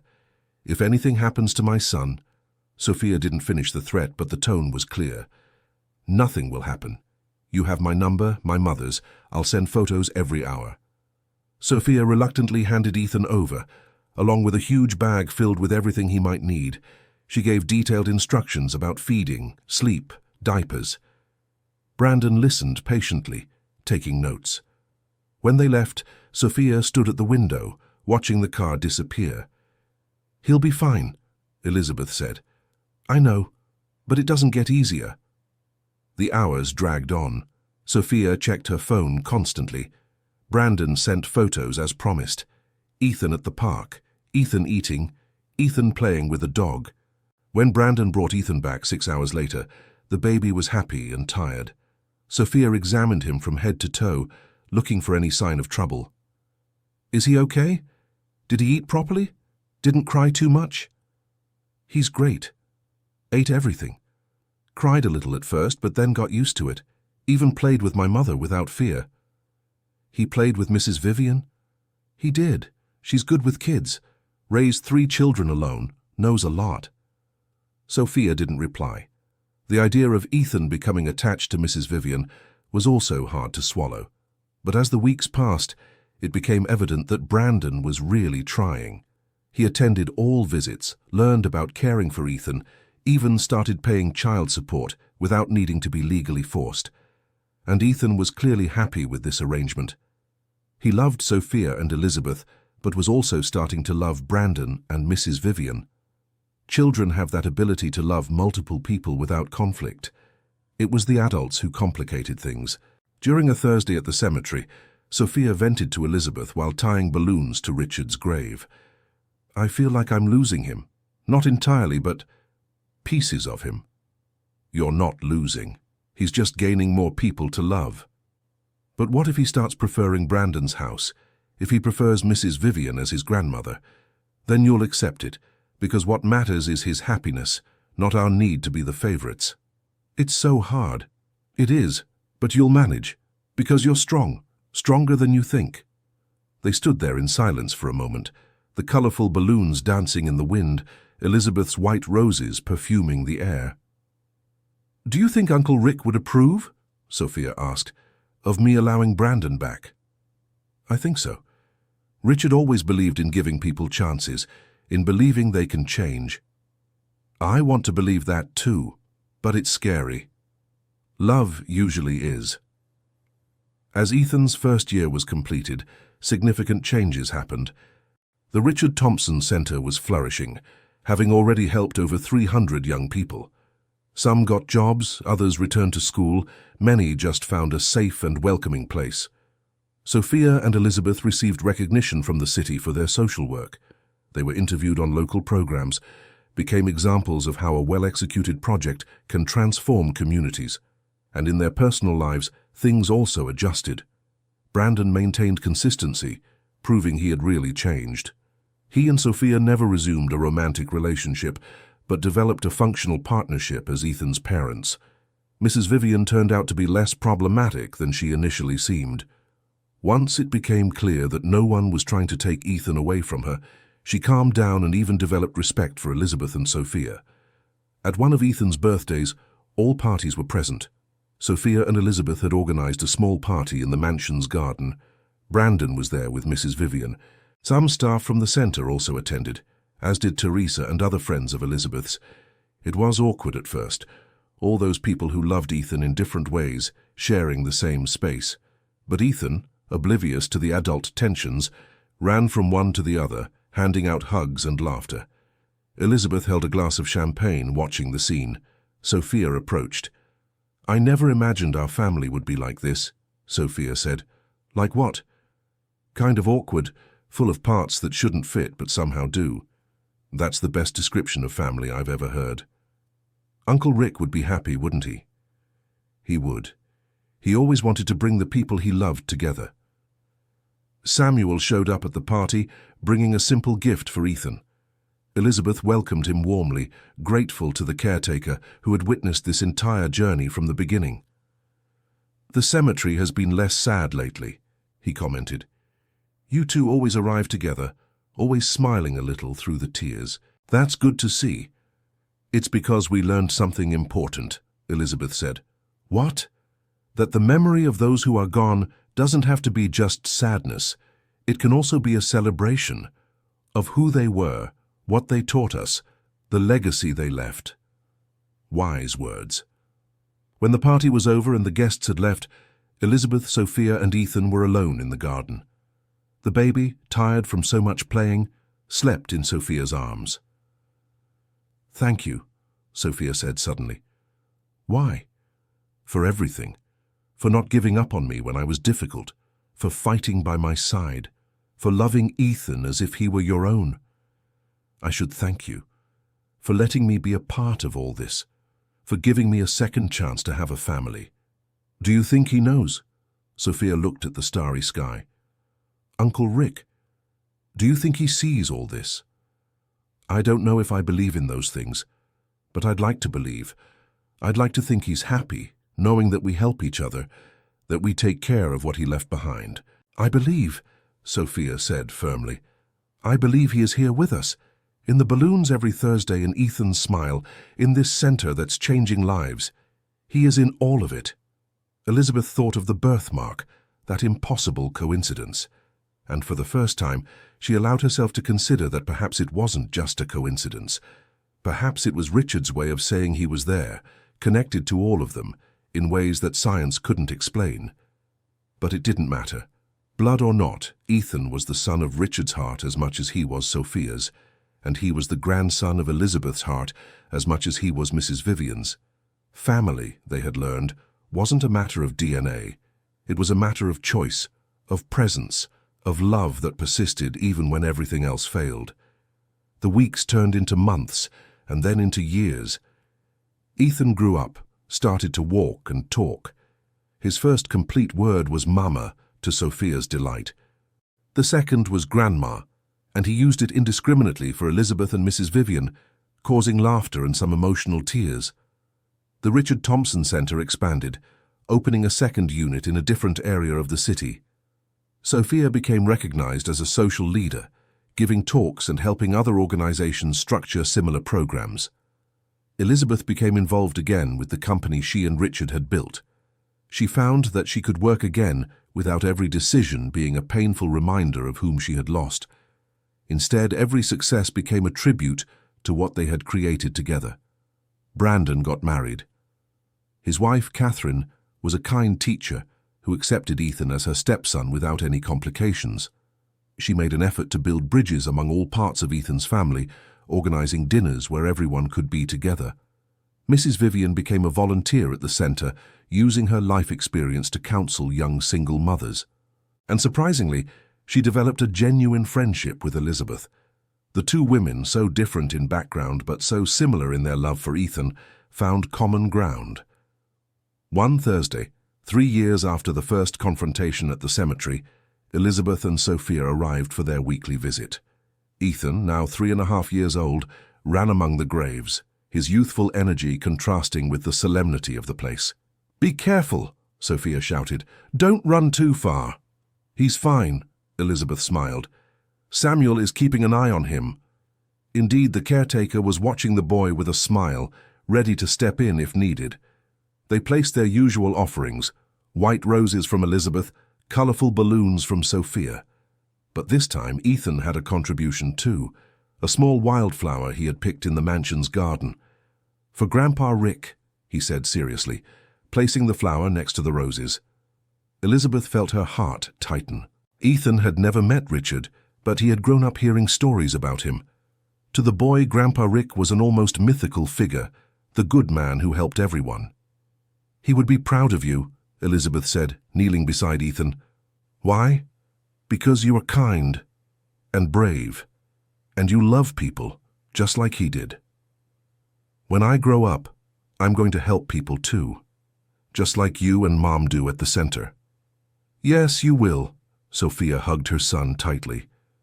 "And you'll make a difference in many people's lives." They stayed there a few more minutes. Then Ethan asked to go to the nearby playground. Sophia went with him, leaving Elizabeth alone for a moment. She touched Richard's headstone, feeling the cold marble under her fingers. "You made a mess, you know," she murmured, a smile on her lips. "You could have told me about her. You could have prepared me. But no, you had to do everything your way, always so dramatic." The wind blew, making the balloons dance. "But thank you for helping her, for creating this connection between us. I know it was intentional, even if you couldn't have known how it would all unfold. You were always good at connecting people." She stayed there a moment longer, in silence, before joining Sophia and Ethan at the playground. Life went on. Ethan started school, made friends, began developing his own personality. He was as curious as Richard, as determined as Sophia, and had a huge heart that seemed capable of loving everyone he met. At 7 years old, during a school project about family trees, Ethan caused a stir by insisting he had 2 grandmothers, 2 homes, and a family that was different but beautiful. The teacher called Sophia, concerned. "He's having trouble categorizing his family. Do you think you could come to school to talk?" Sophia went, bringing Elizabeth along. They explained the situation, the unusual story of how their lives had intertwined. "I see," the teacher said. "And do you think this is healthy for him? Having so many figures, so many dynamics?" "I think it's healthier than having no one," Sophia replied. "Ethan is loved by many people, and he loves many people in return. I don't see that as a problem." But he might get confused about roles, about who's who. He's not confused, Elizabeth interjected. He understands perfectly who his mother is, who his father is, who we are. He's just lucky to have more love than most children. The teacher eventually agreed, allowing Ethan to create his family tree in a way that made sense to him. And the result was a beautiful and chaotic collage with photos of everyone he considered family, including a picture of Richard in the center, connecting them all. At 10 years old, Ethan began asking deeper questions. "Mom, why did Grandpa Rick help you?" he asked one night during dinner. Sophia set down her utensils, looking at her son. "Because he was a good person, and because he saw that I needed help. But lots of people need help." "Why you?" "I don't know if I have an answer for that. Sometimes connections happen without a rational explanation. You just feel you should help someone, and you do." "And if he hadn't helped, where would we be?" "Probably in a very different place. Maybe worse, maybe just different. But he did help, so we'll never know." "I wish I could have met him." "I wish so too. He would have loved you." Sophia smiled, her eyes glistening. "You have so much of him. The way you smile, the way you care about others. And the mark on my shoulder. Yes, and the mark on your shoulder." That mark still intrigued everyone. As Ethan grew, it remained identical to the one Richard had. Doctors said it was a coincidence, impossible but not without precedent. But for those who loved Ethan, it was something more. It was a sign, a connection, a way for Richard to say he was there. The center turned 10 years old. A big celebration was organized, with hundreds of people present, including many who had been helped over the decade. Frank, that first man who had appeared at the cemetery years ago, was there with his wife and 3 children. His transport company had grown, and he now sponsored scholarships for young people from the center. There were others too. A young woman who had arrived pregnant and lost, now a law graduate working with women's rights. A young man who had arrived involved with bad company, now a public school teacher. Story after story of transformed lives. And at the heart of them all, the legacy of Richard Thompson, a man who believed that every person deserved a chance. During the speech, Sophia looked at the audience. Elizabeth was in the front row next to Ethan. Brandon and Catherine were right behind. Mrs. Vivian, Teresa, Samuel, so many others who had become part of that journey. "This center exists because of a chain of kindness," Sophia said, her voice echoing through the hall. "Richard Thompson helped me when I was a scared girl trying to steal food. He didn't have to. He could have turned me over to the authorities, forgotten about me the next day. But he didn't. He chose to see potential where others saw only a problem." The people listened in respectful silence.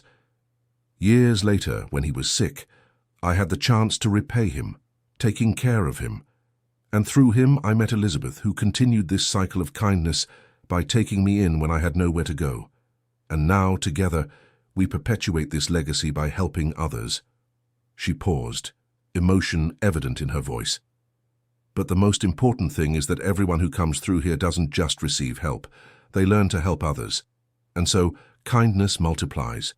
One act becomes 10, becomes 100, becomes 1,000. And the world becomes a little bit better."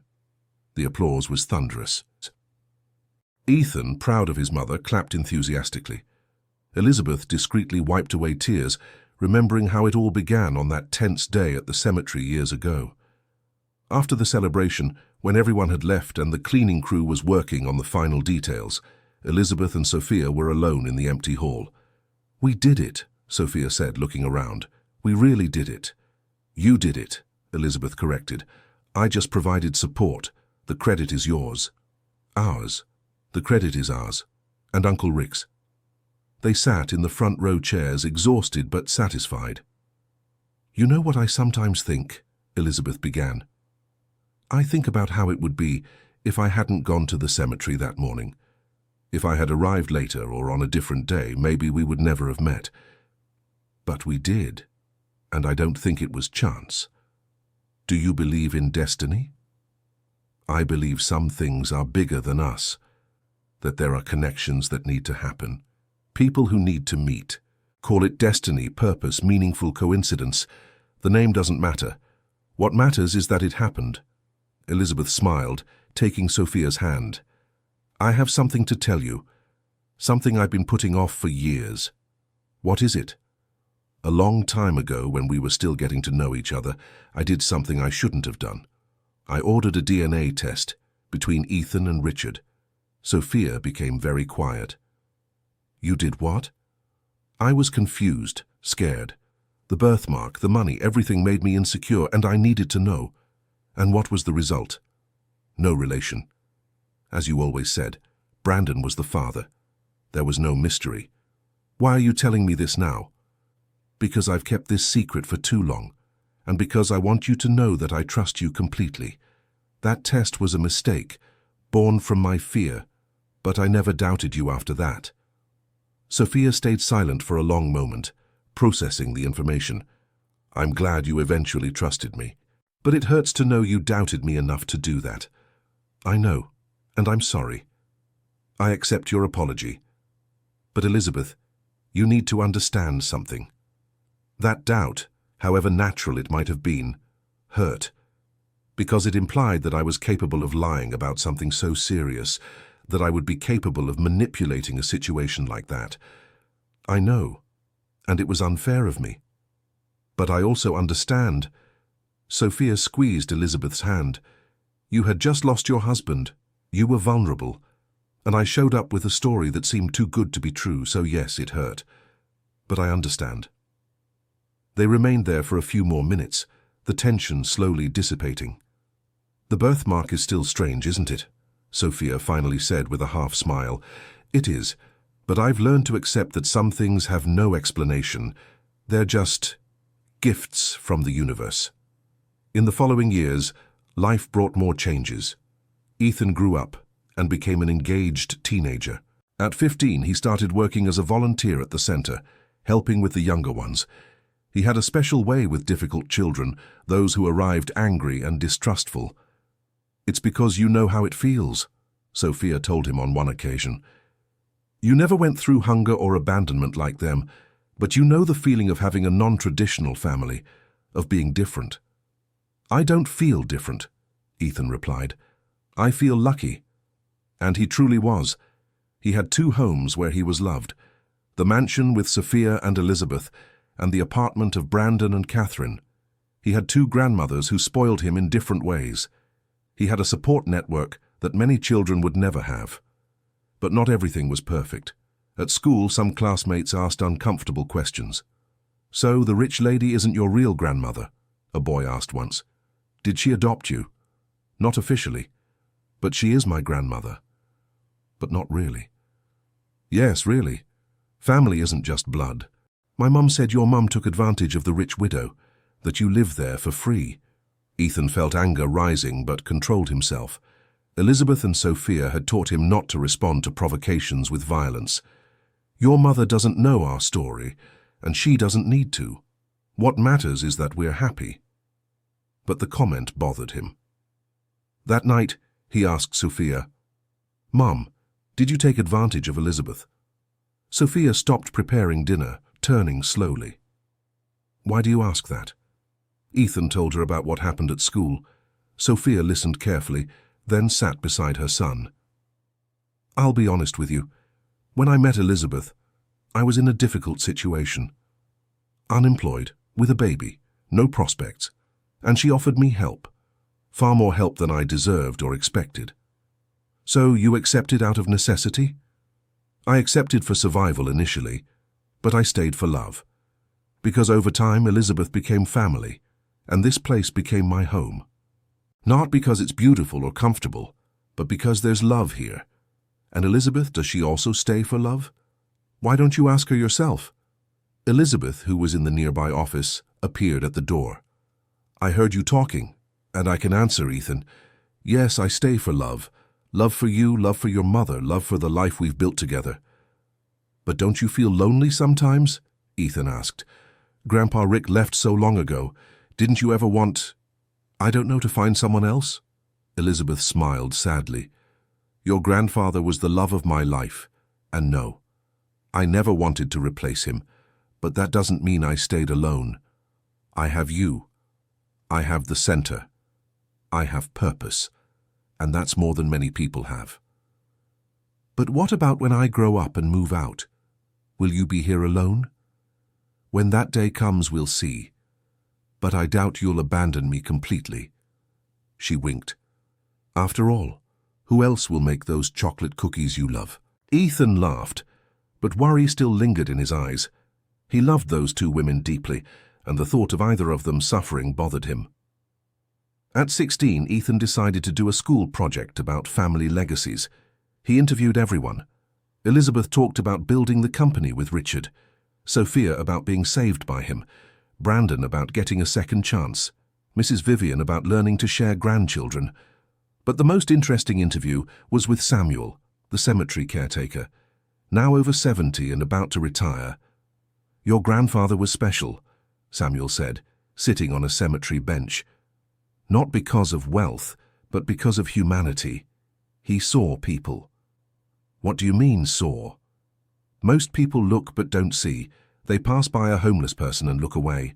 They see a girl stealing and only think about the crime, not the desperation that led to it. But your grandfather saw. He saw the person behind the situation." "And Mrs. Elizabeth? What was she like before meeting my mother?" Samuel thought carefully. "She was hard, not mean, but closed off. The loss of her husband had hardened her. She came here every week, always impeccable, always restrained. She never cried, at least not where anyone could see. It was as if she was punishing herself for still being alive. And after my mother appeared, she began to soften. At first with anger, then with confusion, and finally with acceptance. Your mother forced her to feel again, to live again, and that saved her as much as your grandfather saved your mother." Ethan absorbed those words. He had never thought that way, that perhaps his mother had saved Elizabeth too, not just the other way around. The school project was a success. Ethan presented a visual timeline of how acts of kindness create ripples that expand. Richard helping Sophia, Sophia caring for Richard, and later meeting Elizabeth. Elizabeth supporting Sophia and together creating the center. The center helping hundreds who would then help thousands. His teacher cried while watching the presentation. "You turned a school assignment into a work of art about humanity," she said. But the real impact came when the video of the presentation was posted online by a classmate's parents and went viral locally. Journalists started contacting them, wanting to tell the story. Elizabeth and Sophia hesitated. They had never sought publicity for what they did. "But think how much good it could do," Ethan argued. "If our story inspires other people to help, to create similar centers, imagine the impact." They agreed to do a few interviews, and what started as local coverage expanded. A national television program requested to do a special report. The production team spent an entire week with them. They filmed the center, interviewed the beneficiaries, recorded the weekly visit to the cemetery. When the program aired, the response was overwhelming. Donations started coming in from all over the country. People offering time, money, resources, other cities asking for consultation to create similar centers. "This has gotten too big," Sophia said, looking at the mountain of emails and letters. "I don't know if I can handle all of this." "You don't have to handle it alone," Elizabeth responded. "We'll hire more people. We'll structure it better. We'll turn this into a national network if necessary." And that's what they did. Over the next 3 years, the model of the Richard Thompson Center was replicated in 8 different cities. Each center maintained its autonomy, but shared experiences and resources. Sophia, now 35 years old, had become a national reference in social projects. She was invited for lectures, consultations, government events. Elizabeth, at 70, remained active both in the center and in the family business, dividing her time between both passions. And Ethan, about to turn 18, had been accepted into several universities. He chose to study social work, wanting to follow in the footsteps of his mother and the grandfather he never knew. On the night before Ethan left for university, located in another city, Elizabeth organized a special dinner. She invited everyone, Sophia, obviously, Brandon and Catherine, Mrs. Vivian, Teresa, Samuel, some of the center's longest-serving employees. The large table in the dining room was full of food and laughter. Ethan moved among everyone, receiving advice and hugs. "Remember to eat right," Sophia said for the 1,000th time. "I'll remember, Mom. And don't forget to call every day." "I'll call, I promise. And if you need anything..." "Mom." Ethan held her shoulders. "It's going to be okay. You raised me well. I'm ready." Sophia had tears in her eyes but smiled. "I know. It's just hard to let you go." "You're not letting me go. I'm just growing up." It's growing. Later, when the guests had left and only Elizabeth, Sophia, and Ethan remained, they sat in the living room. "So," Ethan began, "there's something I want to do before I leave tomorrow." "What is it?" Elizabeth asked. "I want to go to the cemetery, one last time before I leave." They agreed. Even though it was late at night, they drove there. Samuel had given them a special key years ago for cases like this. The cemetery was quiet and dark, lit only by the moon. They walked to Richard's grave, their steps echoing softly. Ethan took something out of his pocket, a letter he had written. "Grandpa Rick," he began, his voice young but firm. "I know we never met, but I feel like I know you. I grew up hearing stories about you, how you helped my mum, how you built things with Grandma Elizabeth, how you believed in giving people chances." He unfolded the letter, reading it under the light of his phone's flashlight. "I want to thank you for seeing in my mom what others didn't see, for giving her a chance to be something more. Because thanks to that I exist, and I exist in a family that loves me in every possible way." Sophia sobbed softly. Elizabeth had her arm around her. "I'm going to university tomorrow. I'm going to study to help people like you did. And I promise to make you proud. I promise to continue the legacy you started." He folded the letter and carefully placed it in the small gap between the headstone and the flower vase. "Thank you, Grandpa, for everything." They stood there in silence for several minutes. Then Sophia approached the grave, touching the headstone gently. "He's so grown up, Uncle Rick," she murmured. "So big, so smart, so good. Just as you would have wanted. He is proof that your acts of kindness echo through time." Elizabeth was the last to speak. "Richard, my love, I finally understand. I understand why you helped her, why you kept it a secret, why you did everything you did. It wasn't about me or you. It wasn't about me. It was about creating something bigger, a chain of kindness that would continue long after we're gone. And you succeeded. Through her, through Ethan, through hundreds of others, you're still here. You're still making a difference." The wind blew gently, like a response. The three hugged there, before that grave that had been the starting point for everything. Life at university was transformative for Ethan. He excelled in his studies, made diverse friends, got involved in volunteer projects. But every Thursday, no matter how busy he was, he would video call while Elizabeth and Sophia visited the cemetery. "Are you there?" he would ask through the phone screen. "We are," Sophia would reply, showing the balloons she had just tied. "And Grandma's roses?" Elizabeth would appear on the video, showing the impeccable white arrangement. "Here, as always." "Great. Then I can do my part from here." And Ethan would close his eyes, taking a moment of silence, connected to his family even from a distance. During his first-year break, Ethan came back different, more mature, more thoughtful. He spent a lot of time at the center, observing how things worked, asking questions, suggesting new ideas. "You're planning something," Sophia said, recognizing that look. "I am. But I can't tell you yet. It needs to be a surprise." The surprise came at the end of his second year. Ethan had organized, together with his university, an internship program at the center. Social work students could spend a semester working there, learning hands-on. "This is brilliant," Elizabeth said when he presented the proposal. "It multiplies the impact. The students learn, the center gets manpower, and more people are helped." The program was implemented and became so successful that other universities asked to participate.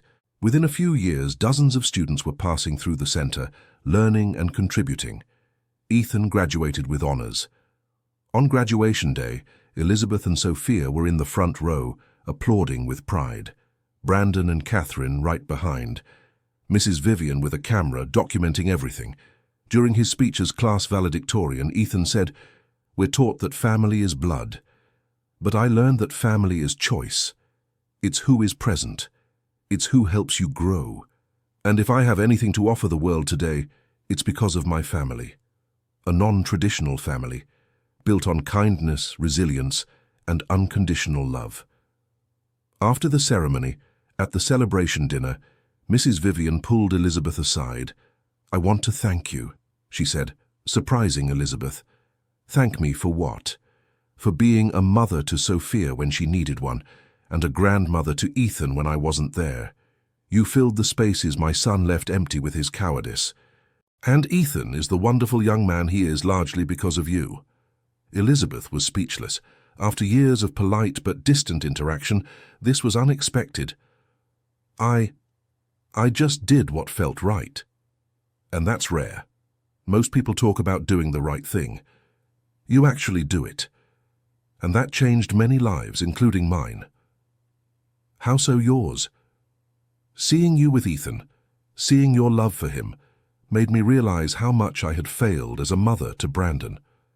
I spoiled him, but didn't teach him values. You taught Ethan about integrity, about kindness, about responsibility. And I learned by watching you. The two women hugged, finally breaking the last barriers between them. Ethan decided to work at the center after graduating. He brought new ideas, youthful energy, different perspectives. Working together with Sophia was sometimes challenging, but usually rewarding. "You're bossy," he would complain sometimes. "You're stubborn," she would retort. "I inherited it from you." Touché. But they made an excellent team. Sophia with her experience and empathy. Ethan with his formal education and enthusiasm. Together, they took the center to new heights. Elizabeth, now 75 years old, began to think about slowing down. Not stopping completely, but delegating more, enjoying the time she had left.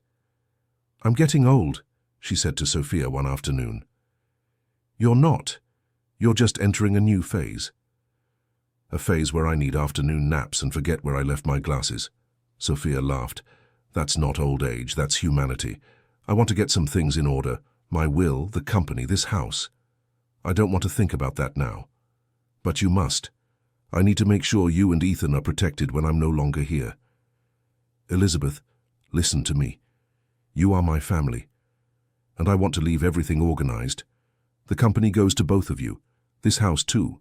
The center has its own structure already, so it will remain independent. But I want you to know that I took care of everything." Sophia had tears in her eyes.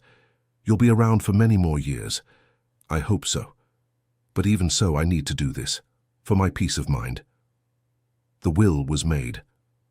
Elizabeth divided everything between Sophia and Ethan, to the horror of some distant relatives who had ignored her for years, but suddenly appeared upon hearing about the testamentary provisions.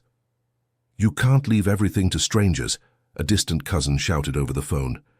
"They are not strangers. They are my family, more family than you or any other blood relative who never cared to know if I was alive or not. But the family money, it's my money, mine and Richard's, and we'll do with it what we want. We'll contest this in court. You can try. My lawyers are excellent." The threat materialized. Several distant relatives filed lawsuits, claiming that Elizabeth was being manipulated, that she was not in full mental capacity. It was painful and degrading. Elizabeth had to undergo psychological evaluations, prove her sanity, justify her choices. "This is ridiculous," Ethan would say, furious about the situation. "It's greed," Elizabeth corrected. "People who never cared about me, suddenly very concerned about my well-being." "And if we lose?" "We won't lose. The truth is on our side." And indeed, after a year of exhausting legal battles, all lawsuits were dismissed. Elizabeth was declared fully capable. Her will was validated. "It's finally over." Sophia sighed when they received the news. "Not completely," Elizabeth said. "They can still appeal. But they won't win. No, but they'll keep trying because that's what people like that do. And they tried. But every appeal was denied. Every attempt to invalidate Elizabeth's wishes failed. Ethan turned 25. On his birthday, Elizabeth gave him a special gift, Richard's pocket watch. "Your grandfather wore this every day," she explained. "It was his father's and his grandfather's before that, a family tradition to pass it to the eldest son. But since we had no children, now it goes to you." Ethan held the watch with reverence. It was heavy, old, with inscriptions worn by time. "Grandma, this is very valuable. I can't—" "You can and will. You are the grandson Richard never had in life but certainly would have loved, and he would have wanted you to have this." Ethan opened the watch. Inside, a tiny photo of Richard and Elizabeth on their wedding day. Young, smiling, with a whole life ahead of them. "I promise to take care of it," he said, moved. "I know you will. Just as you have taken care of everything Richard left behind. His legacy lives on through you. That same year, something unexpected happened. Sophia started dating. His name was David, a history teacher she had met at a center event. Kind, intelligent, patient. "I don't know if I'm ready for this," Sophia confessed to Elizabeth. "You're 38 years old. You have every right to have a love life. But what about Ethan and you? Ethan is grown up, and I'm happy for you. You don't need my permission, but if you did, you'd have it completely. And if it doesn't work out? And what if it does? You deserve to be happy, Sophia. You deserve to have someone who loves you as a woman, not just as a mother or a ward. David seems good. Give him a chance." The relationship progressed slowly but steadily. David got along well with Ethan, respected Elizabeth, didn't try to change the existing dynamic. After 2 years of dating, he asked Sophia to marry him. "I'm going to say yes," Sophia told Elizabeth. "But I wanted your opinion first. My opinion is that you should do what makes you happy, and David clearly makes you happy. Aren't you afraid that I'll leave? That things will change?" "I am. Changes always scare us. But I also know that love doesn't diminish when it's shared, it grows. You loving David doesn't mean you love me or Ethan any less." The wedding was simple but beautiful, held in the mansion's garden with few guests. Ethan walked his mother down the aisle. Elizabeth was the maid of honor. It was a celebration of love, but also of family, of how connections can be created and strengthened. David moved into the mansion. At first there was some awkwardness, a new person in the dynamic established for so many years. But he adjusted well, respecting everyone's spaces, contributing without trying to dominate. Elizabeth liked him. He was different from Richard, of course, quieter, more intellectual, less business-minded, but he had genuine kindness. And that was what mattered. In the following years, life continued its natural course. The center prospered. Ethan took on more responsibilities. Sophia and David bought a small house nearby, but still spent most of their time at the mansion with Elizabeth. Elizabeth turned 80. It was a big party with everyone she loved present. Samuel, now retired but still making regular visits, Teresa and other old friends, center staff, the extended family they had built over the years. During her speech, Elizabeth said, "When I lost Richard, I thought my life was over, that the best years were behind me. But I was wrong. The years that came after, different from what I expected, were equally precious, because I found a new family, a chosen family, built on love and kindness instead of blood. And that taught me that it's never too late to start over, to love again, to find purpose." There wasn't a dry eye in the room. The years passed. Elizabeth grew frailer, but her mind remained sharp. At 84, she still went to the cemetery every Thursday, leaning on Sophia. "You don't have to come if you're not feeling well," Sophia would say. "I need to, it's tradition, and as long as I can walk, I'll continue." On one of these visits, Elizabeth had a spell. Her legs gave way and she almost fell. Sophia caught her in time, calling an ambulance. At the hospital, the doctors were clear. "Your heart is weak. You need to drastically reduce your activities. No stress, plenty of rest." "For how long?" Elizabeth asked. "Indefinitely. Your body is asking for calm." Elizabeth knew what that meant. She was nearing the end. Not immediately, but soon. She could feel it. At home, she gathered Sophia, David, and Ethan. "I need to talk to you about practical matters. Grandma, you're going to be okay." Ethan tried to be optimistic. "I will, for a while, but not forever. No one does. And we need to talk about this without fear." They talked about final wishes. Elizabeth wanted to be cremated, her ashes scattered in the garden she loved so much. "I wanted the funeral to be a celebration, not a sad wake. I wanted everyone to wear colors, not black. And I want you all to keep being happy," she said, looking especially at Sophia. "I don't want eternal tears or prolonged mourning. I lived a full life. I had love, purpose, family. There's no sadness in that." "How can we not be sad?" Sophia cried. "You are everything to us." "I'm not everything. I'm a part. An important part, I hope, but still a part. You have each other, you have the center, you have so much left to live for. But we won't have you. You'll have my memories, my love, my legacy. That doesn't disappear when the body fails." Elizabeth lived 3 more years after that conversation. Good years, full of precious moments. She saw the center open 2 more branches. She saw Ethan marry a lawyer he met at a charity event. She saw Sophia and David celebrate 10 years of marriage. She was there when Ethan announced he was going to be a father. The emotion was overwhelming. She would be a great-grandmother in a way, another generation in the family they had built. "It's a girl," Ethan told her, beaming. "We're going to name her Isabella Elizabeth. Why those names? Isabella after my paternal great-grandmother, and Elizabeth, well, obvious why." Elizabeth cried with happiness. Knowing her name would be carried forward, that she would be remembered through a child who hadn't even been born yet, was an unexpected gift. Isabella Elizabeth was born on a spring morning. Elizabeth was there at the hospital holding the great-granddaughter in her arms with infinite care. "Hi, little one," she murmured. "Welcome to our crazy and wonderful family." The baby grabbed Elizabeth's finger with surprising strength. "She's strong," Ethan observed. "She'll need to be. The world isn't easy, but she has you all. And that makes all the difference." 6 months later, during a quiet morning, Elizabeth didn't wake up. It was peaceful. She simply fell asleep and didn't return. Sophia was the one who found her. She entered the room carrying coffee, as she did every morning, and knew immediately. There was peace on Elizabeth's face. No pain, no struggle, just peace. The funeral was exactly as Elizabeth had requested, colorful, joyful, a celebration of life instead of a lamentation of loss. Hundreds of people attended, center staff, people who had been helped over the years, friends, family. Ethan gave the main speech. "My grandmother, not by blood but by heart, taught me that family is a choice. That kindness is a legacy more valuable than money, that an act of love can echo through generations. She lived these principles every day.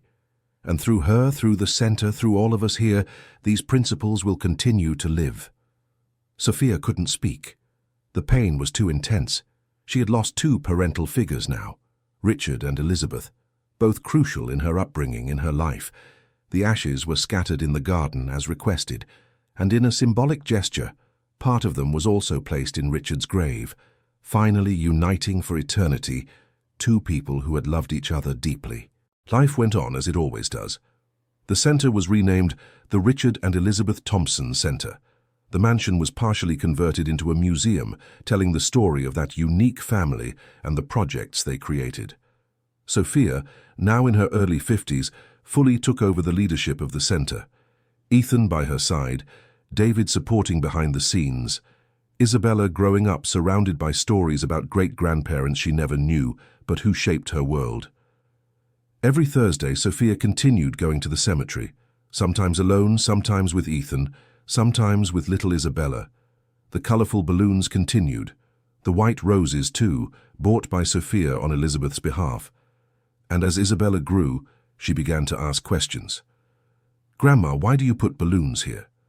"Because I promised my Uncle Rick I would bring joy to wherever he was." "And the white flowers?" "They were what Grandma Elizabeth always brought. So I continue the tradition." "And who was my Grandpa Rick?" "He was the kindest man I ever knew. He saved me when I had no one. How? He saw me when others looked through me. He gave me a chance when I didn't deserve it. He loved me like a daughter when he had no reason to. And Grandma Elizabeth? She continued what he started. She gave me a family when I was alone.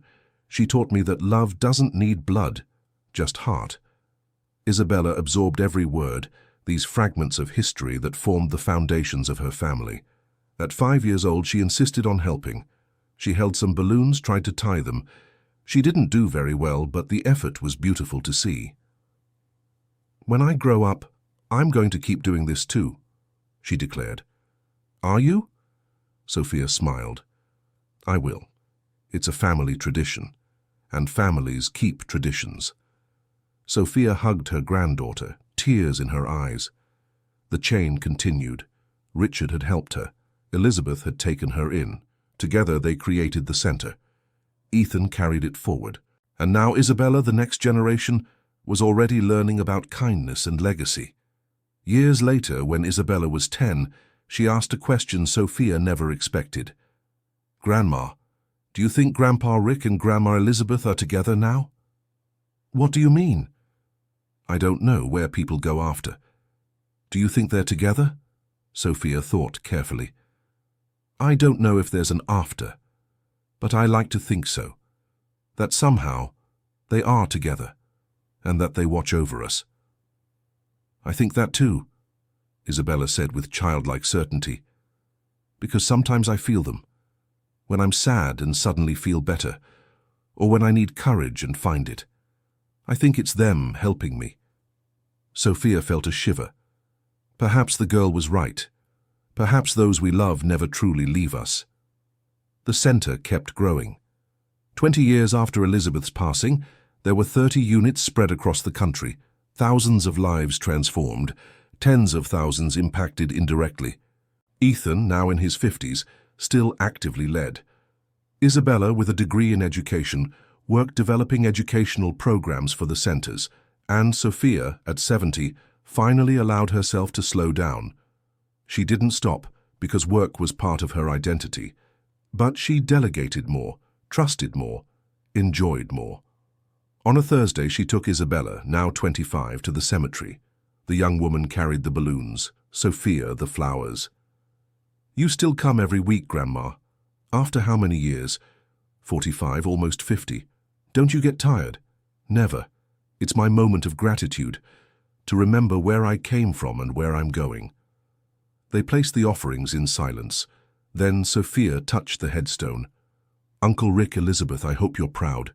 The center is flourishing, Ethan is happy, Isabella is following in our footsteps, and I've finally made peace with everything, with the past, with the choices, with the life I lived."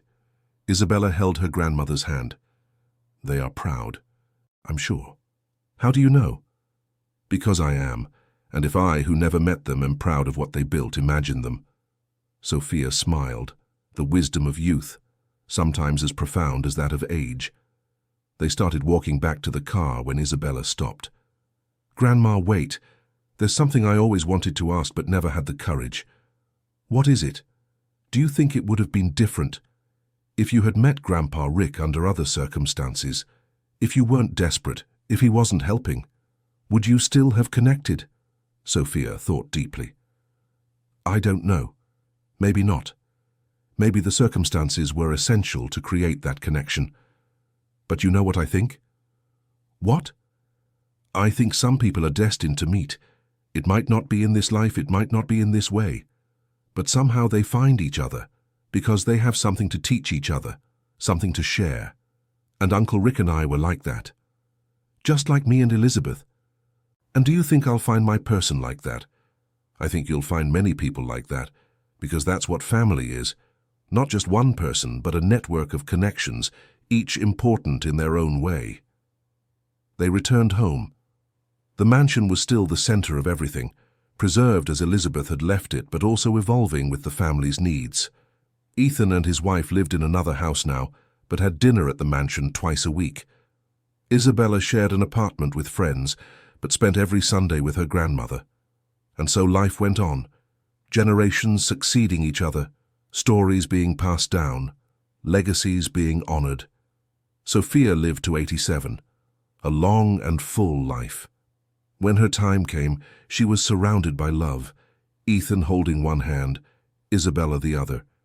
David, now a widower, at the foot of the bed. Her last words were, "Keep the balloons going. Promise me." "We promise, Mom," Ethan said, crying. "And take care of the center. It's the heart of everything. We'll take care of it.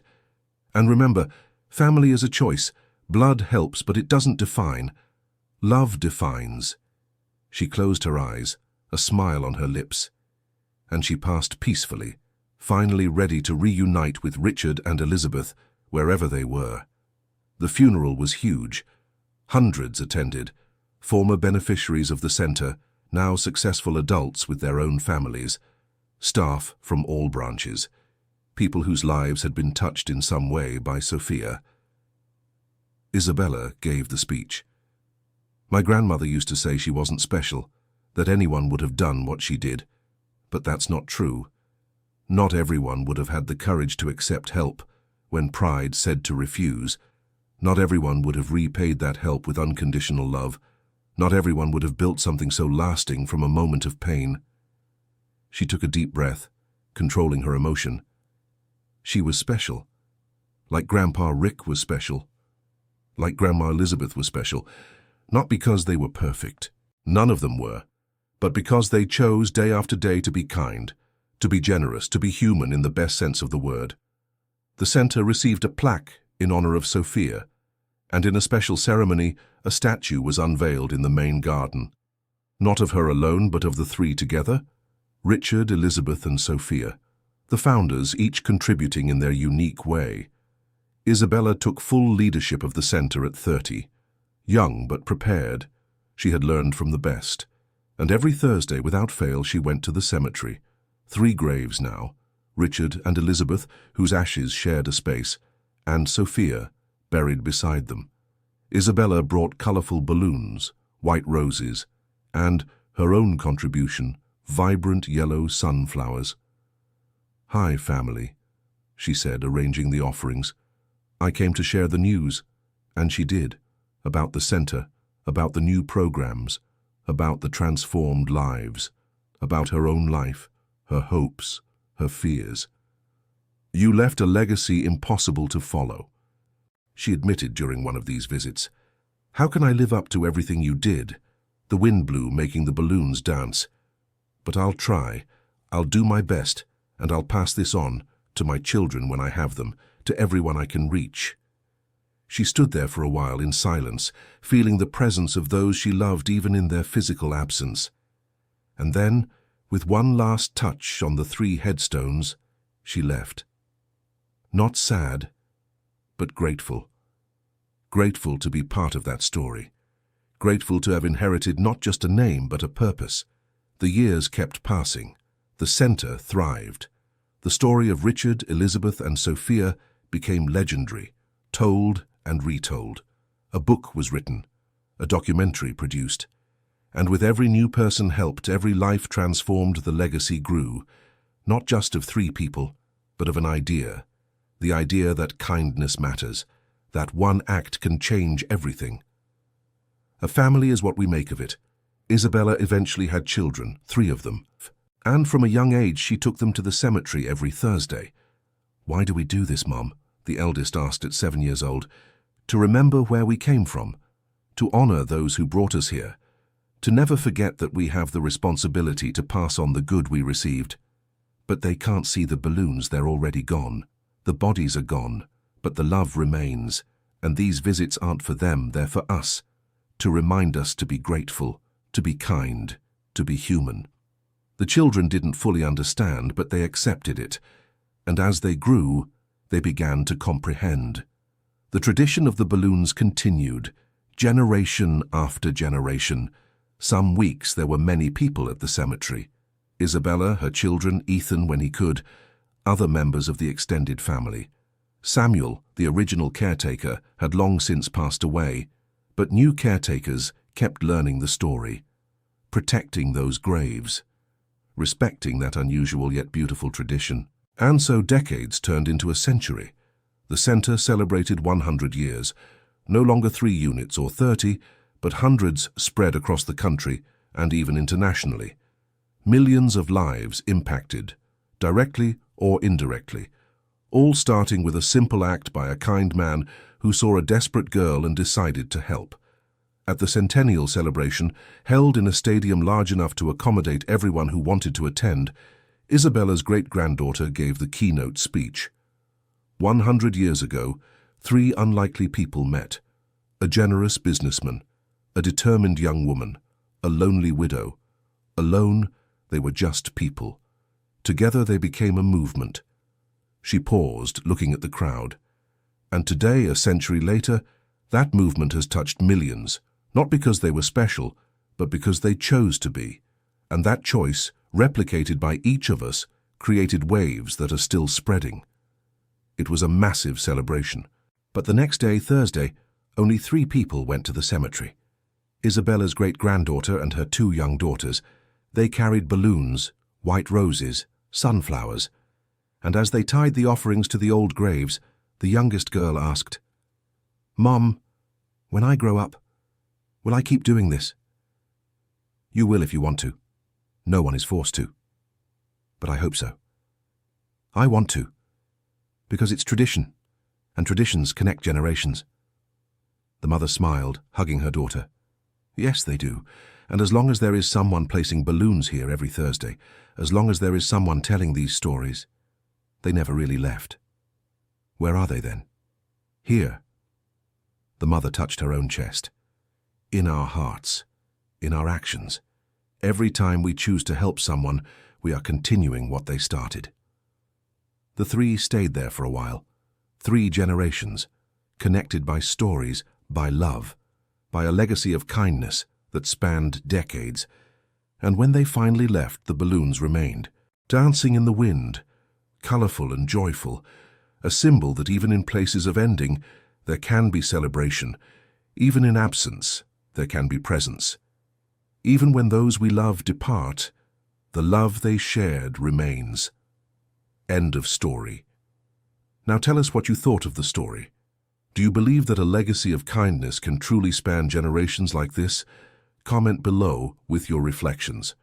If this story touched your heart, don't forget to leave your like and especially subscribe to the channel so you don't miss other moving stories like this one.